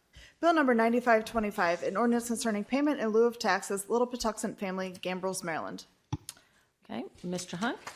Thank you, Madam Chair. Ethan Hunt for the administration. Kelly Kenny, our supervising county attorneys here, along with Honora Suter, our chief affordable housing officer from Arundel Community Development Services, and Brian Schenk, our financial services manager from the Office of Finance. Bill 9525 would grant a payment in lieu of taxes or pilot to the Little Patuxent Family project located in Gambrels. The Little Patuxent Family is a proposed 33-unit family apartment located on Route 3 near Waugh Chapel Town Center, and Little Patuxent Senior, which is a recently completed 78-unit senior apartment community. This development will consist of a 4-story elevator building developed by Green Street Housing in conjunction with Good Works LP and HRH Holdings. Will offer high-quality, energy-efficient housing for individuals and families with incomes ranging from 30 to 80% of area median income. We'll have 8 units available to households with incomes at 30% or below AMI, 17 units available with incomes at 60% and below of AMI, and 8 units available to households with 80% and below AMI. We're happy to answer any questions. Any discussion? All right, we will now open the public hearing on Bill number 9525. Madam Secretary, did we receive any testimony through the online testimony tool? No, Madam Chair, we did not. Okay, no one signed up ahead of time. Is there anyone here who wishes to speak on Bill number 9525? Seeing no movement, the public hearing on Bill number 9525 is now closed. Madam Secretary, please read the title of Bill number 9525. Bill number 9525, an ordinance concerning payment in lieu of taxes, Little Patuxent Family, Gambrels, Maryland. Okay, any further discussion? All right, Madam Secretary, please call the roll on Bill number 9525. Ms. Rodvian. Aye. Ms. Ledbetter. Nay. Mr. Smith. Aye. Ms. Pickard. Aye. Mr. Volkey. Nay. Ms. Fiedler. Nay. And Ms. Hummer. Aye. 4 in the affirmative, 3 in the negative. Bill number 9525 has passed. Madam Secretary, please read the title of Bill number 9625. Bill number 9625, an ordinance concerning finance, taxation, and budget, real property taxes, tax credits, public safety officer property tax credit. Okay, this is Mr. Smith and Ms. Ledbetter's bill. Who would like to speak first? Either? Mr. Smith? This bill is essentially to finalize something that we started roughly 10 years ago in 2015-16. I was fortunate enough to be on the council, and we passed a property tax credit for public safety officers with the anticipation to ensure that we were creating an environment that was going to be healthy to recruit them and to retain them here in Anne Arundel County. It was a good program. That program initially was slated for 5 years. I think it got extended to 10 years. And we've seen the utility of it being a benefit to the public safety officers who do serve here in Anne Arundel County. And the goal has always been to continue to support them and retain them. And so I've always used the equivalent. I've been in the military the last 27 years. April will be 28 years from when I signed up. And when I served, one of the benefits that came with me especially when I had a family was BAH, Basic Allowance for Housing. And it wasn't something that went away when I reached my 10-year mark. It wasn't something that went away when you reached my 15-year mark. It was a benefit that helped me and my family continue to serve honorably and serve the country. And so for me, I've always equated that benefit on this public safety to something essentially loosely related to that. And for us to establish it, which was a good thing, and then strip it away and say, "Oh, we got you. Now you're stuck with us." I never felt like that was the right thing to do. And so we wanted to make sure this was codified in a way that we can hire and recruit public safety personnel, and they spend a lifetime here so that we don't have huge turnovers. They retire here after 25 years.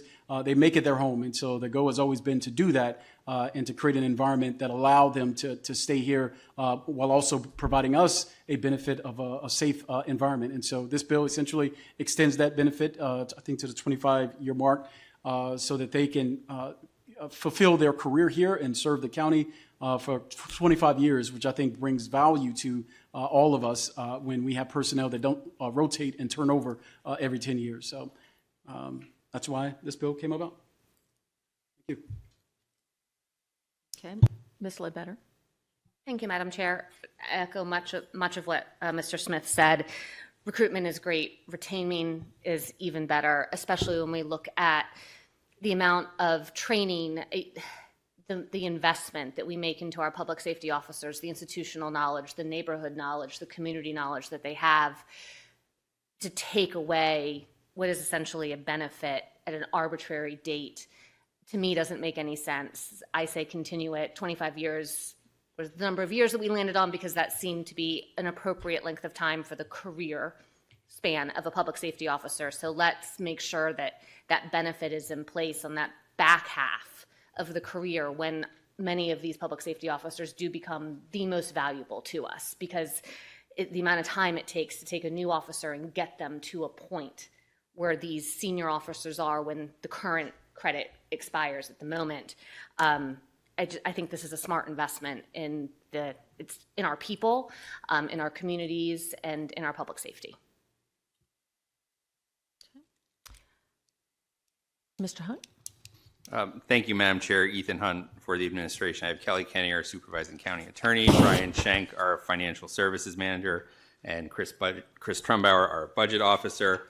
As we discussed at the work session, this property tax credit, currently there are about 1,100 public safety officers who receive this tax credit. It's $3.35 million last year.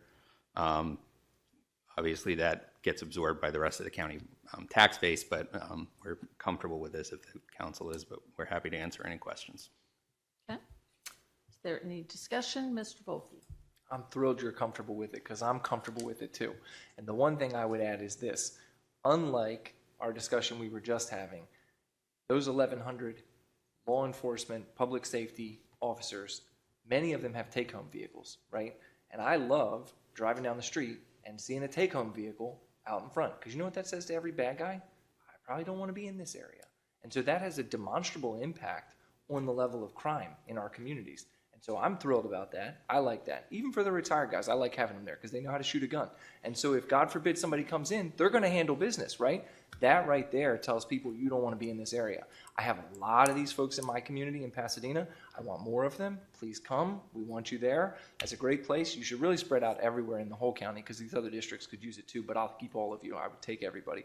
But the point with this is for $3.5 million, this has a significant benefit to the quality of life for citizens across the county, everywhere, not just people who are in the utility system or the end users or all that. This is everybody all across the board. So I just want to say that. I want to thank you. I'm looking forward to voting for this. Ms. Pickard. I'm also going to be voting for this bill, but I do have to point out that we are going to ask the rest of the taxpayers to absorb that $3.5 million annually, but we don't seem to be able to give enough dignity and respect to low-income homeowners in our very urban part of our county in protecting and eradicating lead pipes. So it's a little bit gross, Mr. Volke.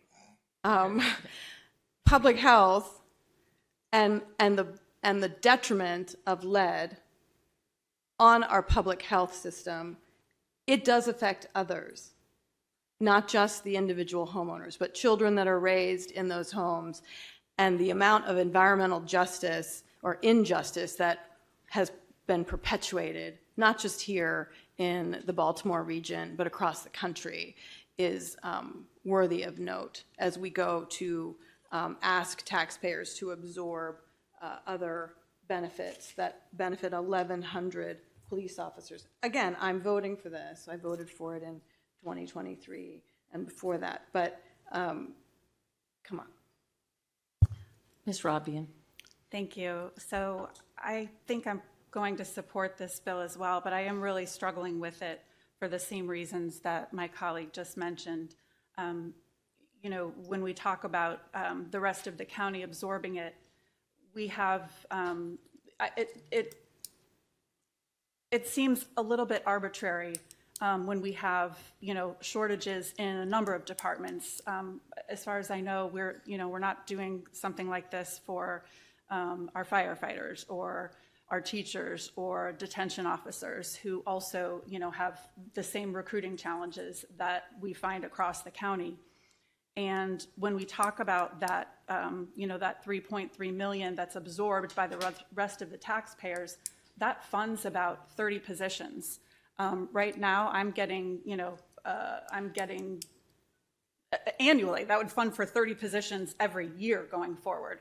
And so I feel like where we're at now for a 10-year period would be pretty substantial over the course of 10 years. That's $35,000 additional, you know, you can call it additional compensation that we're providing. And it's not going through the negotiation process. I'm not, actually, maybe I'm talking myself out of supporting it. I'm really struggling with it because, you know, we have needs across the county and 30 extra employees right now. I've got folks from both detention and fire telling me that they need additional staffing, and $3.3 million a year would make a pretty big dent in that. Ms. Fiedler. I forgot I had that. So, May I? yes, Mr. Trumbo. Thank you, Madam Chair. Chris Trumbo, Budget Officer. Just to clarify, so everyone is looking at the bill the same way, this extends the eligibility from 10 years to 25. So if the bill was to fail, it wouldn't save $3.5 million. What this does is it allows the window of opportunity for public safety officers, which I believe include firefighters too. Are we looking that up? It does include firefighters. So that allows their window of eligibility to go from 10 years to 25. No one has reached the 10-year level. It's only, I think, 8 years old.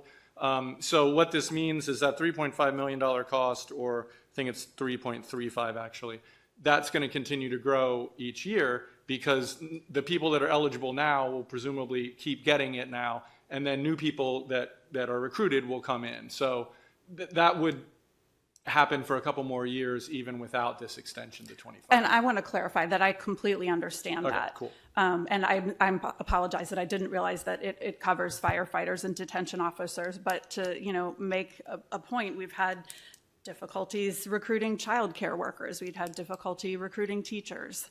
I know that there's other small departments in the county that have recruiting challenges. I also know that when you look at the salary scale, when you're getting to where the current drop-off would be at year 11, we actually have some significant pay, and in that pay area, it's one of the only employee groups that can actually collect overtime. So, you know, this is not in any way intended as, you know, undervaluing our police officers, which I most certainly do, and our law enforcement, which I most certainly do, but it's about realistic and also needing to make sure that we're using our resources in all the places that it's needed. So, and I fully support this bill. I am happy to support all of our public safety officers on this, and I will only bring this up because Mr. Volke went there, comparing it to the other bill and saying that this one was a greater benefit to the community than others. I want to stress, as we stated, the negative impacts of lead. So a child that is exposed to lead in their water in their house has a huge risk of having learning disabilities and other cognitive disabilities, which we will then, as taxpayers, have to pay for to serve in the school system. The average cost for special education for a child, above and beyond the normal cost of educating a child, is well over $25,000 a year. So we have children coming into the school system that will need additional care. 1 year of that additional care is going to be more expensive than replacing the lead pipes that could save the child from having those difficulties. So I just want to say that there are cost savings to having good public health and for paying things in the short term so that we don't have the negative impacts in the long term. But I'm all for this bill as that we're moving forward. So we will now open the public hearing on Bill number 9625. Madam Secretary, did we receive any testimony through the online testimony tool? Yes, Madam Chair. We received one piece which was shared with the council, added to the record, and posted to the website. Okay. We will now call on individuals who signed up ahead of the meeting. When I call your name, please come up to the table and have a seat. When it is your turn, state your name and address for the record. Remarks will be limited to 2 minutes. Please listen for the buzzer and respect the 2-minute time limit as others are signed up to speak. If you have more than 2 minutes to share, I'm going to ask you to submit your additional thoughts as early as tomorrow using our online testimony tool. So Jay McCleve has signed up ahead of time, and if there's anyone else here who wishes to speak, you may come up at this time as well.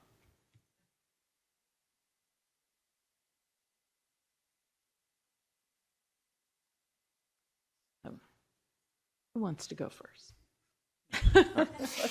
Good evening. Happy New Year. Mike Shire here on behalf of the Fraternal Order of Police. As you know, this tax credit affects all of our public safety professionals, so I did want to recognize our sheriff's deputies, our detention center folks, the chair of our public safety coalition, our active and retired county police officers here with us, including the on-duty police officers that you all rely upon to ensure the safety and security of these proceedings. If you guys can stand up so they can see you, please.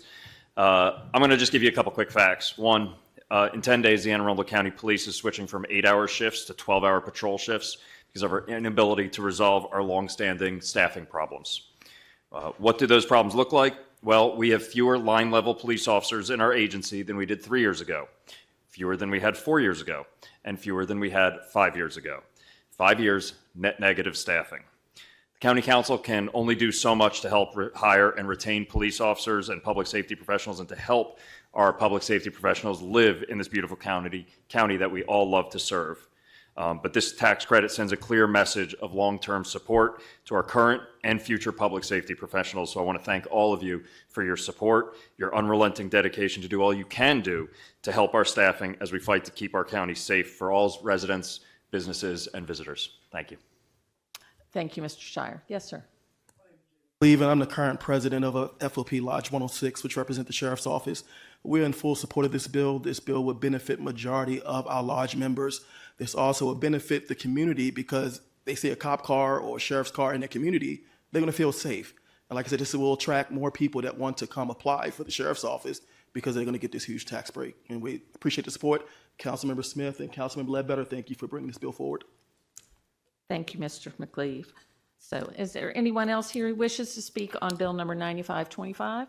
All right, the public hearing on Bill number 9625, is now closed. Madam Secretary, please read the title of Bill number 9625. Bill number 9625, an ordinance concerning finance, taxation, and budget, real property taxes, tax credits, public safety officer property tax credit. Okay. Is there any further discussion? Ms. Fiedler? Thank you, Madam Chair. I just want to thank all of our public safety officers who came out this evening. I know you work a lot and long, stressful hours, so sitting in these chairs for hours, I'm sure, is not the number one place you want to be. So thank you for coming out tonight. I am going to be supporting this bill this evening because I think this council has done a lot to improve recruiting, but this is a piece to retain. And I won't repeat any of the comments my colleagues have made this evening, but thank you so much for everything you do for the citizens of Anne Arundel County. All right. Madam Secretary, please. Oh, did I already say that? No. Okay. Madam Secretary, please. Are we calling the roll, or which one are we on? Madam Secretary, please call the roll on Bill number 9625. Ms. Rodvian? Nay. Ms. Ledbetter? Aye. Mr. Smith? Aye. Ms. Pickard? Aye. Mr. Volkey? Aye. Ms. Fiedler? Aye. And Ms. Hummer? Aye. 6 in the affirmative, 1 in the negative. Bill number 9625 has passed. Okay. Madam Secretary, please read the title of Resolution number 3325.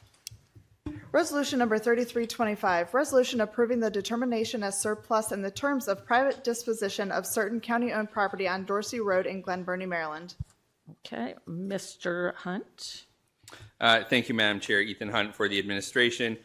With me at the table, I have Christine Ederer, our Senior Assistant County Attorney, Marnie Watson, our Program Specialist from the Office of Real Estate, and Chris Daniels, our Real Estate Manager. You may remember we discussed this bill at the prior council meeting.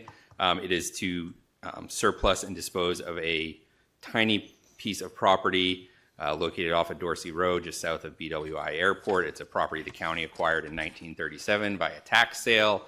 At some point years and years ago, the tax records got messed up and the chain of title became unclear. It came to our attention when an in-depth title search was done a few years ago that the county actually still owned this property, even though the people who thought they owned it had been paying taxes on it for many, many years, and it had actually been transferred a few times since then. So to clear up the chain of title, we're asking the council to surplus and dispose of this for $0.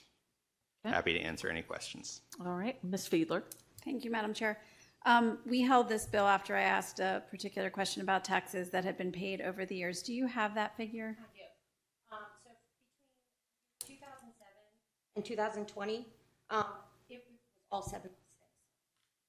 all seven lots were included on the tax bill, and that total amount that they paid was $11,591.63. 2021 to 2025, it's only lot 4, and the amount that was paid was $58.68. Thank you. Are there any other comments? Mr. Volkey? Thank you. Question. So following up on that, so you said that from 07 to 21, it was all 7 lots. So would a seventh of that be appropriate? Or I guess actually you could look at the lot sizes and you could proportion it out and see what the amount is. Did you do that? No, it was just whatever the assessment. I took every single tax bill and just took exactly what they paid.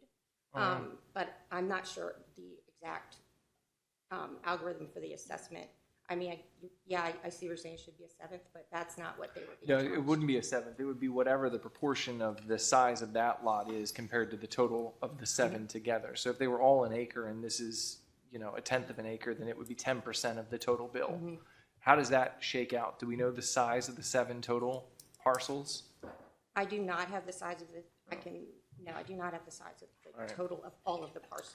I This- just have the one, and if I'm not mistaken, if I look at the plat, Mhm. it looks like every lot was the same. I do have the size of the lot that we're speaking of. Oh, okay. And they should all be So the then it same would be a size. seventh. The size of the lot is 2,510 square feet. Okay, so if it's a seventh of the 11,000 that they paid, and they paid $58 since then they're less than $2,000 since 2007, Correct. and the property's worth $100,000 when we valued it. No, it wasn't $100,000. How much was it worth? 50 grand. That's what it was. 50 is what grand. the appraiser It's came back under with. $100,000, but it's 50. Okay. All right. Thank you. You're welcome. All right. As a reminder, we held the public hearing on this on December 15th and motioned to hold the vote until this evening, so there will not be a public hearing on this resolution tonight. So is there any further discussion?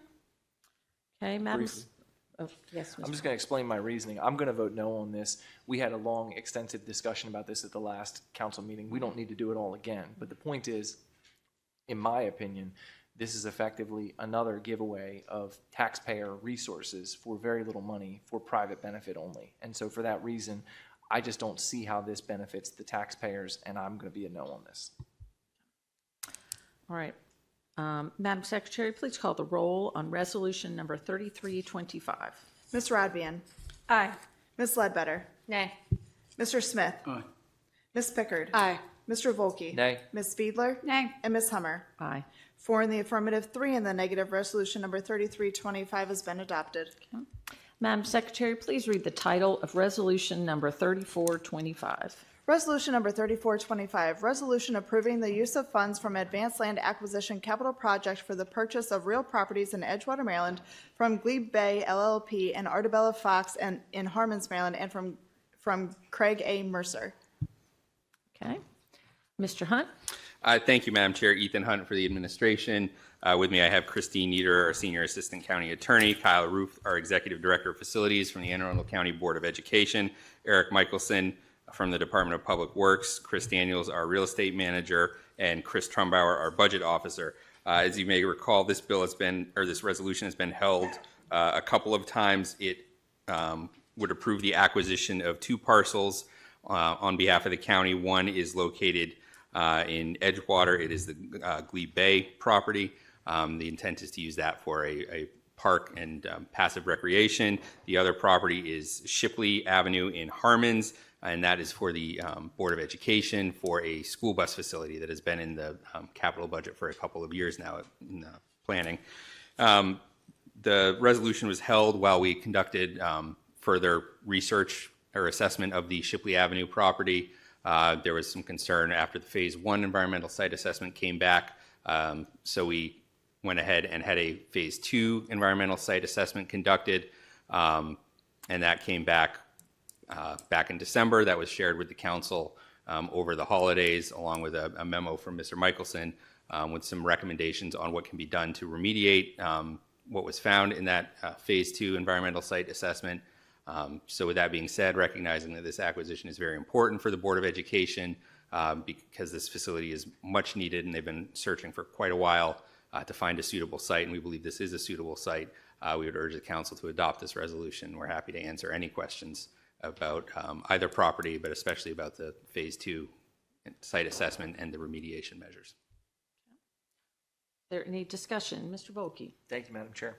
Before I ask any questions, I want to give a shout out to our excellent legislative staff who did a very good job of reviewing this the first time and then also did an excellent job reviewing it the second time. And the reason I point that out is because as a body, we have continually talked about having the staffing on our side of the table so that we are able to appropriately vet legislation that comes in front of us from the administration.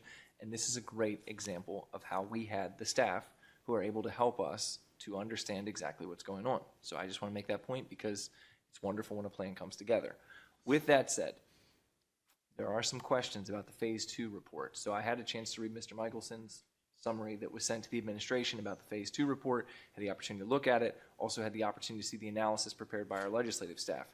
It appears that one of the samples that was collected had an arsenic concentration of over 8.1 milligrams per kilogram. That is apparently twice the state permitted level of 3.6 milligrams per kilogram. So the question is, basically, with that one sample, that seems to be significantly higher than what was talked about in the report, and the report seemed to suggest there was no issue with arsenic. How do you deal with that? Like, how is that going to be dealt with in terms of the site with remediation? How does that impact things? And I've got some more follow-ups, but I'll stop there to let you jump on that first. Yeah, actually, I thought that was an interesting element of the report as well, because they do note that one high reading and then say essentially that there were no issues with soil contamination. Right. So I went back and looked at the report more carefully.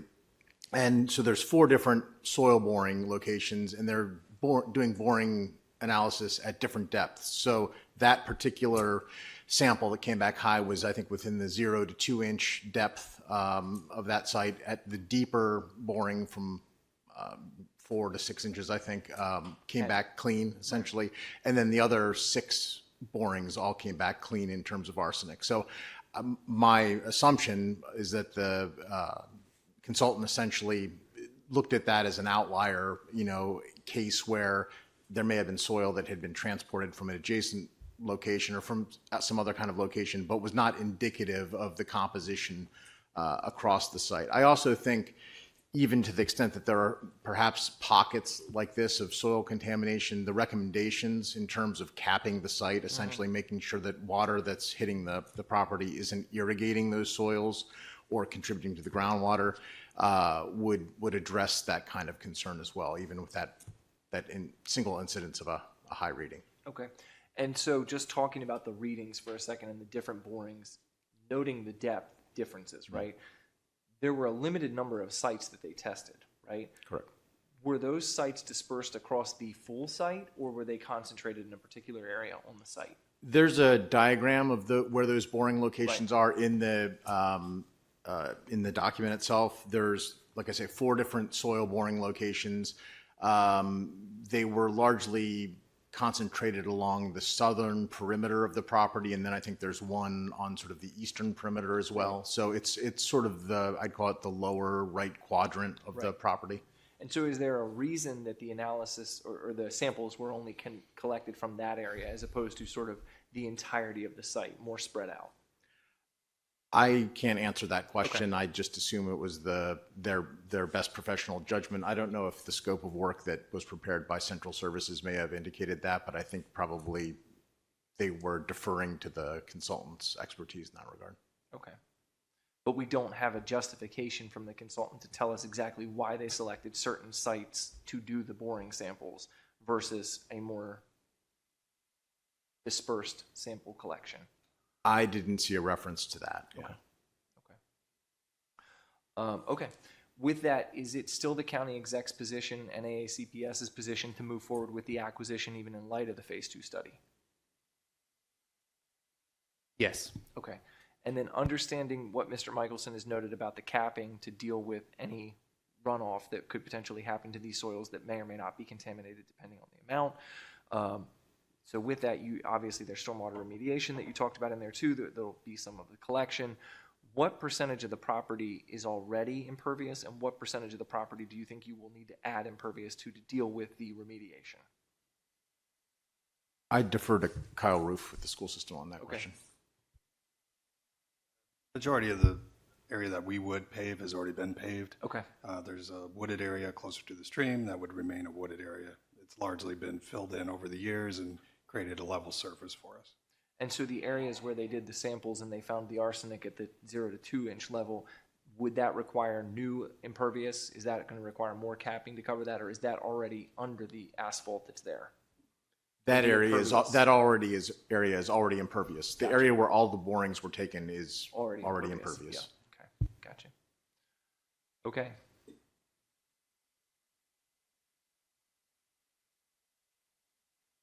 And I think with respect to the cost of this, we already covered that at the last hearing where we talked about you built in some money for that in the project cost already for remediation.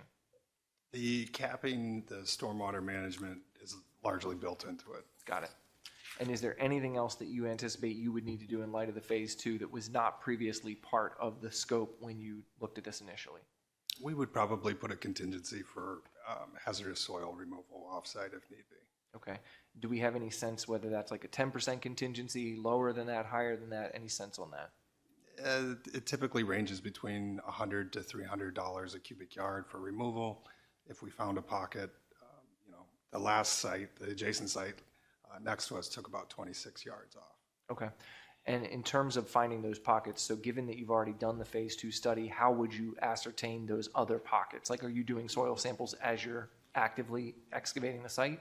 We would hire an engineer early on, environmental assessment of where we're at, do a more grid-like pattern of where we need to be, where we think our building locations are going to be, determination of what that vapor barrier needs to be on the buildings itself, and then determine where the best location is for parking areas versus buildings. Thank you. So, Mr. Michelson, you had said that one possibility was what you had mentioned in your comments, self-contained underground storage. What exactly would that be? So again, this is sort of presumptuous at this point, but the idea of you could have vaults essentially under the parking area or other portions of the site where water would be, stormwater that had run off the site would be directed to, contained, and then could be discharged without actually having contact with the soil ultimately into the stream. But you'd have an opportunity to have a volumetric storage underground as opposed to on the surface, which you would do in normal locations where you didn't have the MAA concerns. Okay. And would that be that you had also mentioned the possibility of passive groundwater treatment? Is that the, I mean, so this is sort of above and beyond, and I've talked with Kyle a little bit about this. The idea is that at least looking into the opportunity to see if there may be an option to provide some passive storage of the groundwater that would then be just traveling under the site. So it'd be groundwater that would be originating essentially at the contaminated old wood treatment site going under the school system site before it gets to the stream. Is there an opportunity potentially to provide some passive treatment of that? But it's very sort of provisional at this point, not making any commitment to that, not something that would be regulatorily required. It's just, could that be a good stewardship component that could be added to the project if it wasn't overly costly and was scientifically feasible? Thank you. All right.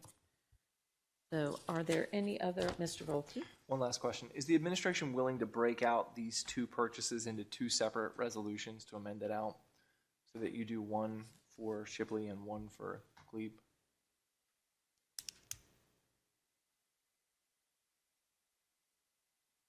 Yeah, I mean, we do run into a timing issue if you break them out. What's the timing issue?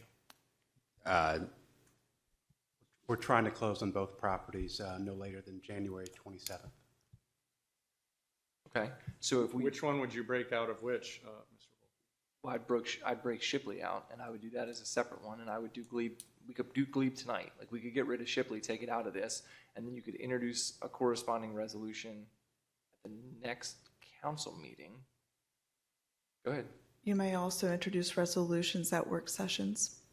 Yeah, so we could introduce it at a work session, and then we could vote on it at the next council meeting, which would still get you, to the extent it passes, before your deadline at the end of the month.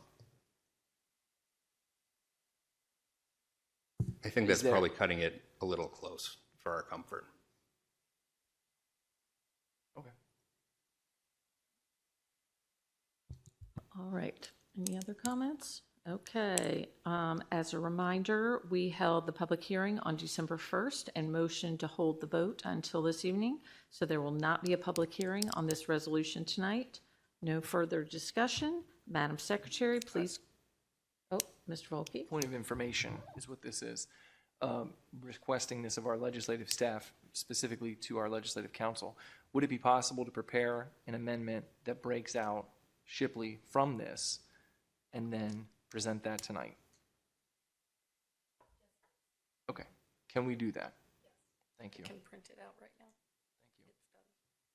Fantastic. So it's coming? Good work. You guys are Johnny on the spot. Look at that. Okay. Mr. Smith. I was, thank you, Madam Chair. I was just going to ask if the request, just to make sure that you're supporting the one you're interested in supporting, and the one that you aren't, you can vote no on that? You got it. Okay. That's it. I was just curious. I don't want the folks in Edgewater to think that I'm against them when I don't like the Shipley Avenue purchase. And so by putting these together, you conflate this for anybody watching at home or anybody who ever looks at the legislative record, because they say, well, why'd you vote this way and not that way? But if we split these out, it's very clear where our votes are on each of these. Understood. I'd make a motion for a brief 5-minute hold while we get this amendment ready for the resolution. Second. Madam Secretary, can you call the roll for the motion to hold?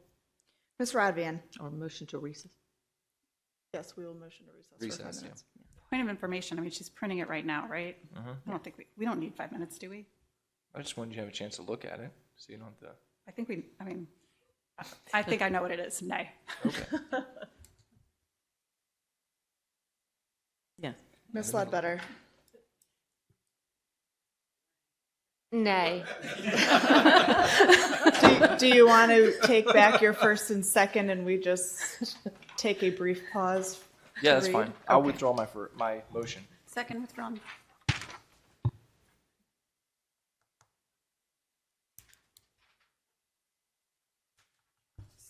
Madam Chair, Yes, ma'am. so we're going to amend out, or Mr. Volke would like to amend out the Harmon's property, but it was indicated that we need to vote on both tonight. I believe that, If we amend this out tonight, it means the Harmon's property gets kicked down the road. it does, so it would be, it's, Mr. Volke seemed to indicate that he could put forth introduce another resolution at the work session next week, and it could be then voted on at our next meeting on the 20th. So we could vote on the Shipley's property would be pushed out until the 20th. Okay, but I don't need to do this. I'm comfortable voting with the resolution as is. Correct, and so you can vote against this amendment if it comes through, Madam Chair. Yes, ma'am. I appreciate parsing these out. I never really understood why we were doing two of them together to begin with, so just as a matter of record, I like separate properties and separate resolutions. But I also recognize that we did lose the legislative branch lost some timing because the study wasn't completed when it was anticipated. So just want to make sure that that's a matter of record as well. Madam Chair, Yes. if Mr. Hunt would allow me, the reason these are packaged together was for the timing issue. And originally, I think we mentioned at the work session, there were other properties and it was all going to be kind of a big package. For various reasons, some of those fell off. We had still the urgency for these two, so for expediency, we put them together. In hindsight, in retrospect, we hear you. We won't do that again, okay? But I think, again, deferring to Mr. Hunt, I believe the administration's position is we would prefer very much so that you vote down this amendment and pass both. If you don't want to support Shipley, go ahead and vote for this. But if you want you want us to purchase this and you want the school system to have this property, then we would very much like you to vote for both tonight, because I believe that the timing issue, it would make the acquisition, I would say, in jeopardy. Is that fair to say? Correct. Yeah, so I just wanted to clarify. But yes, we've heard you loud and clear. Future land use resolutions, I think, will be separated out going forward. Madam Chair? Yes, ma'am. If this amendment is going to be considered, I do need to read it into the record. Yes, ma'am. So, Madam Secretary, please read the amendment. Amendment number 1. This amendment removes the Harmon's Maryland property from the acquisition. Okay. All right. Second. Okay. No further discussion. Madam Secretary, please call the roll on amendment number 1. Ms. Radvian? Nay. Ms. Ledbetter? Aye.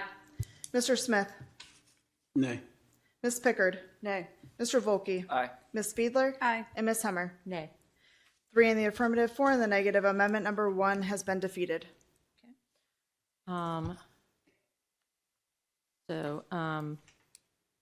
Madam Secretary, please call the roll on resolution number 3425. Ms. Radvian? Aye.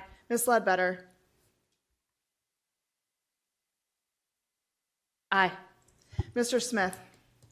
I just want to put on the record, I know my colleague from the 3rd District is not in support of the Harmon's acquisition. So his vote, whatever it may be, does not represent the other acquisition that is taking place. And so my vote will be aye for this. Ms. Pickard? Aye. Mr. Volke? I want to thank my colleague from the 1st District for that clarification and his acknowledgement of my position. Nay. Ms. Fiedler? Nay. And Ms. Hummer? Aye. 5 in the affirmative, 2 in the negative. Resolution number 3425 has been adopted. You have a bus lot, that is correct. Arsenic and all. Madam Secretary, please read the title of Resolution number 3725. Resolution number 3725, resolution amending portions of Title II of the Rules of Procedure of the County Council. Okay, this is a slight change to our council rules regarding our reporting structure for our administrative assistant position. Administration, do you have a position on this? No, because it's ours, so you do not. Is there any discussion on this? Okay, we are now open the public hearing on resolution number 3725. Madam Secretary, did we receive any testimony through the online testimony tool? No, Madam Chair, we did not. Okay, no one signed up ahead of time. Is there anyone here who wishes to speak on resolution number 3725? Seeing no movement, the public hearing on resolution number 3725 is now closed. Madam Secretary, please read the title of resolution number 3725. Resolution number 3725, resolution amending portions of Title II of the Rules of Procedure of the County Council. Okay, any further discussion? Madam Secretary, please call the roll on resolution number 3725. Ms. Rodvian? Aye. Ms. Ledbetter? Aye. Mr. Smith? Aye. Ms. Pickard?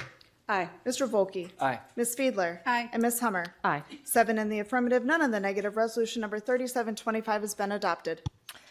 Okay, based on section 3305B1 of the General Provisions Article of the Annotated Code of Maryland, the council is permitted to meet in closed session to discuss personnel matters over whom this public body has jurisdiction. May I have a motion to meet in closed session pursuant to section 3305B1 to discuss personnel matters? So moved. Okay, Madam Secretary, please call the roll to hold a closed meeting in accordance with the section stated. Ms. Rodvian? Aye. Ms. Ledbetter? Aye. Mr. Smith? Aye. Ms. Pickard? Aye. Mr. Volkey? Aye. Ms. Fiedler? Aye. And Ms. Hummer? Aye. 7 in the affirmative, none in the negative. The motion to hold a closed session has passed. And I promise my colleagues it's going to be short. It's going to be short. Is there any other business any council member would like to bring before the county council at this time? Seeing none, may I have a motion to adjourn? Do I have a second? Second. All in favor? Aye. Opposed? Motion carries. The county council is adjourned to the public until Tuesday, January 13th, 2026 at 9 a.m. for our legislative work session here in our chambers. The council will now go into its closed session.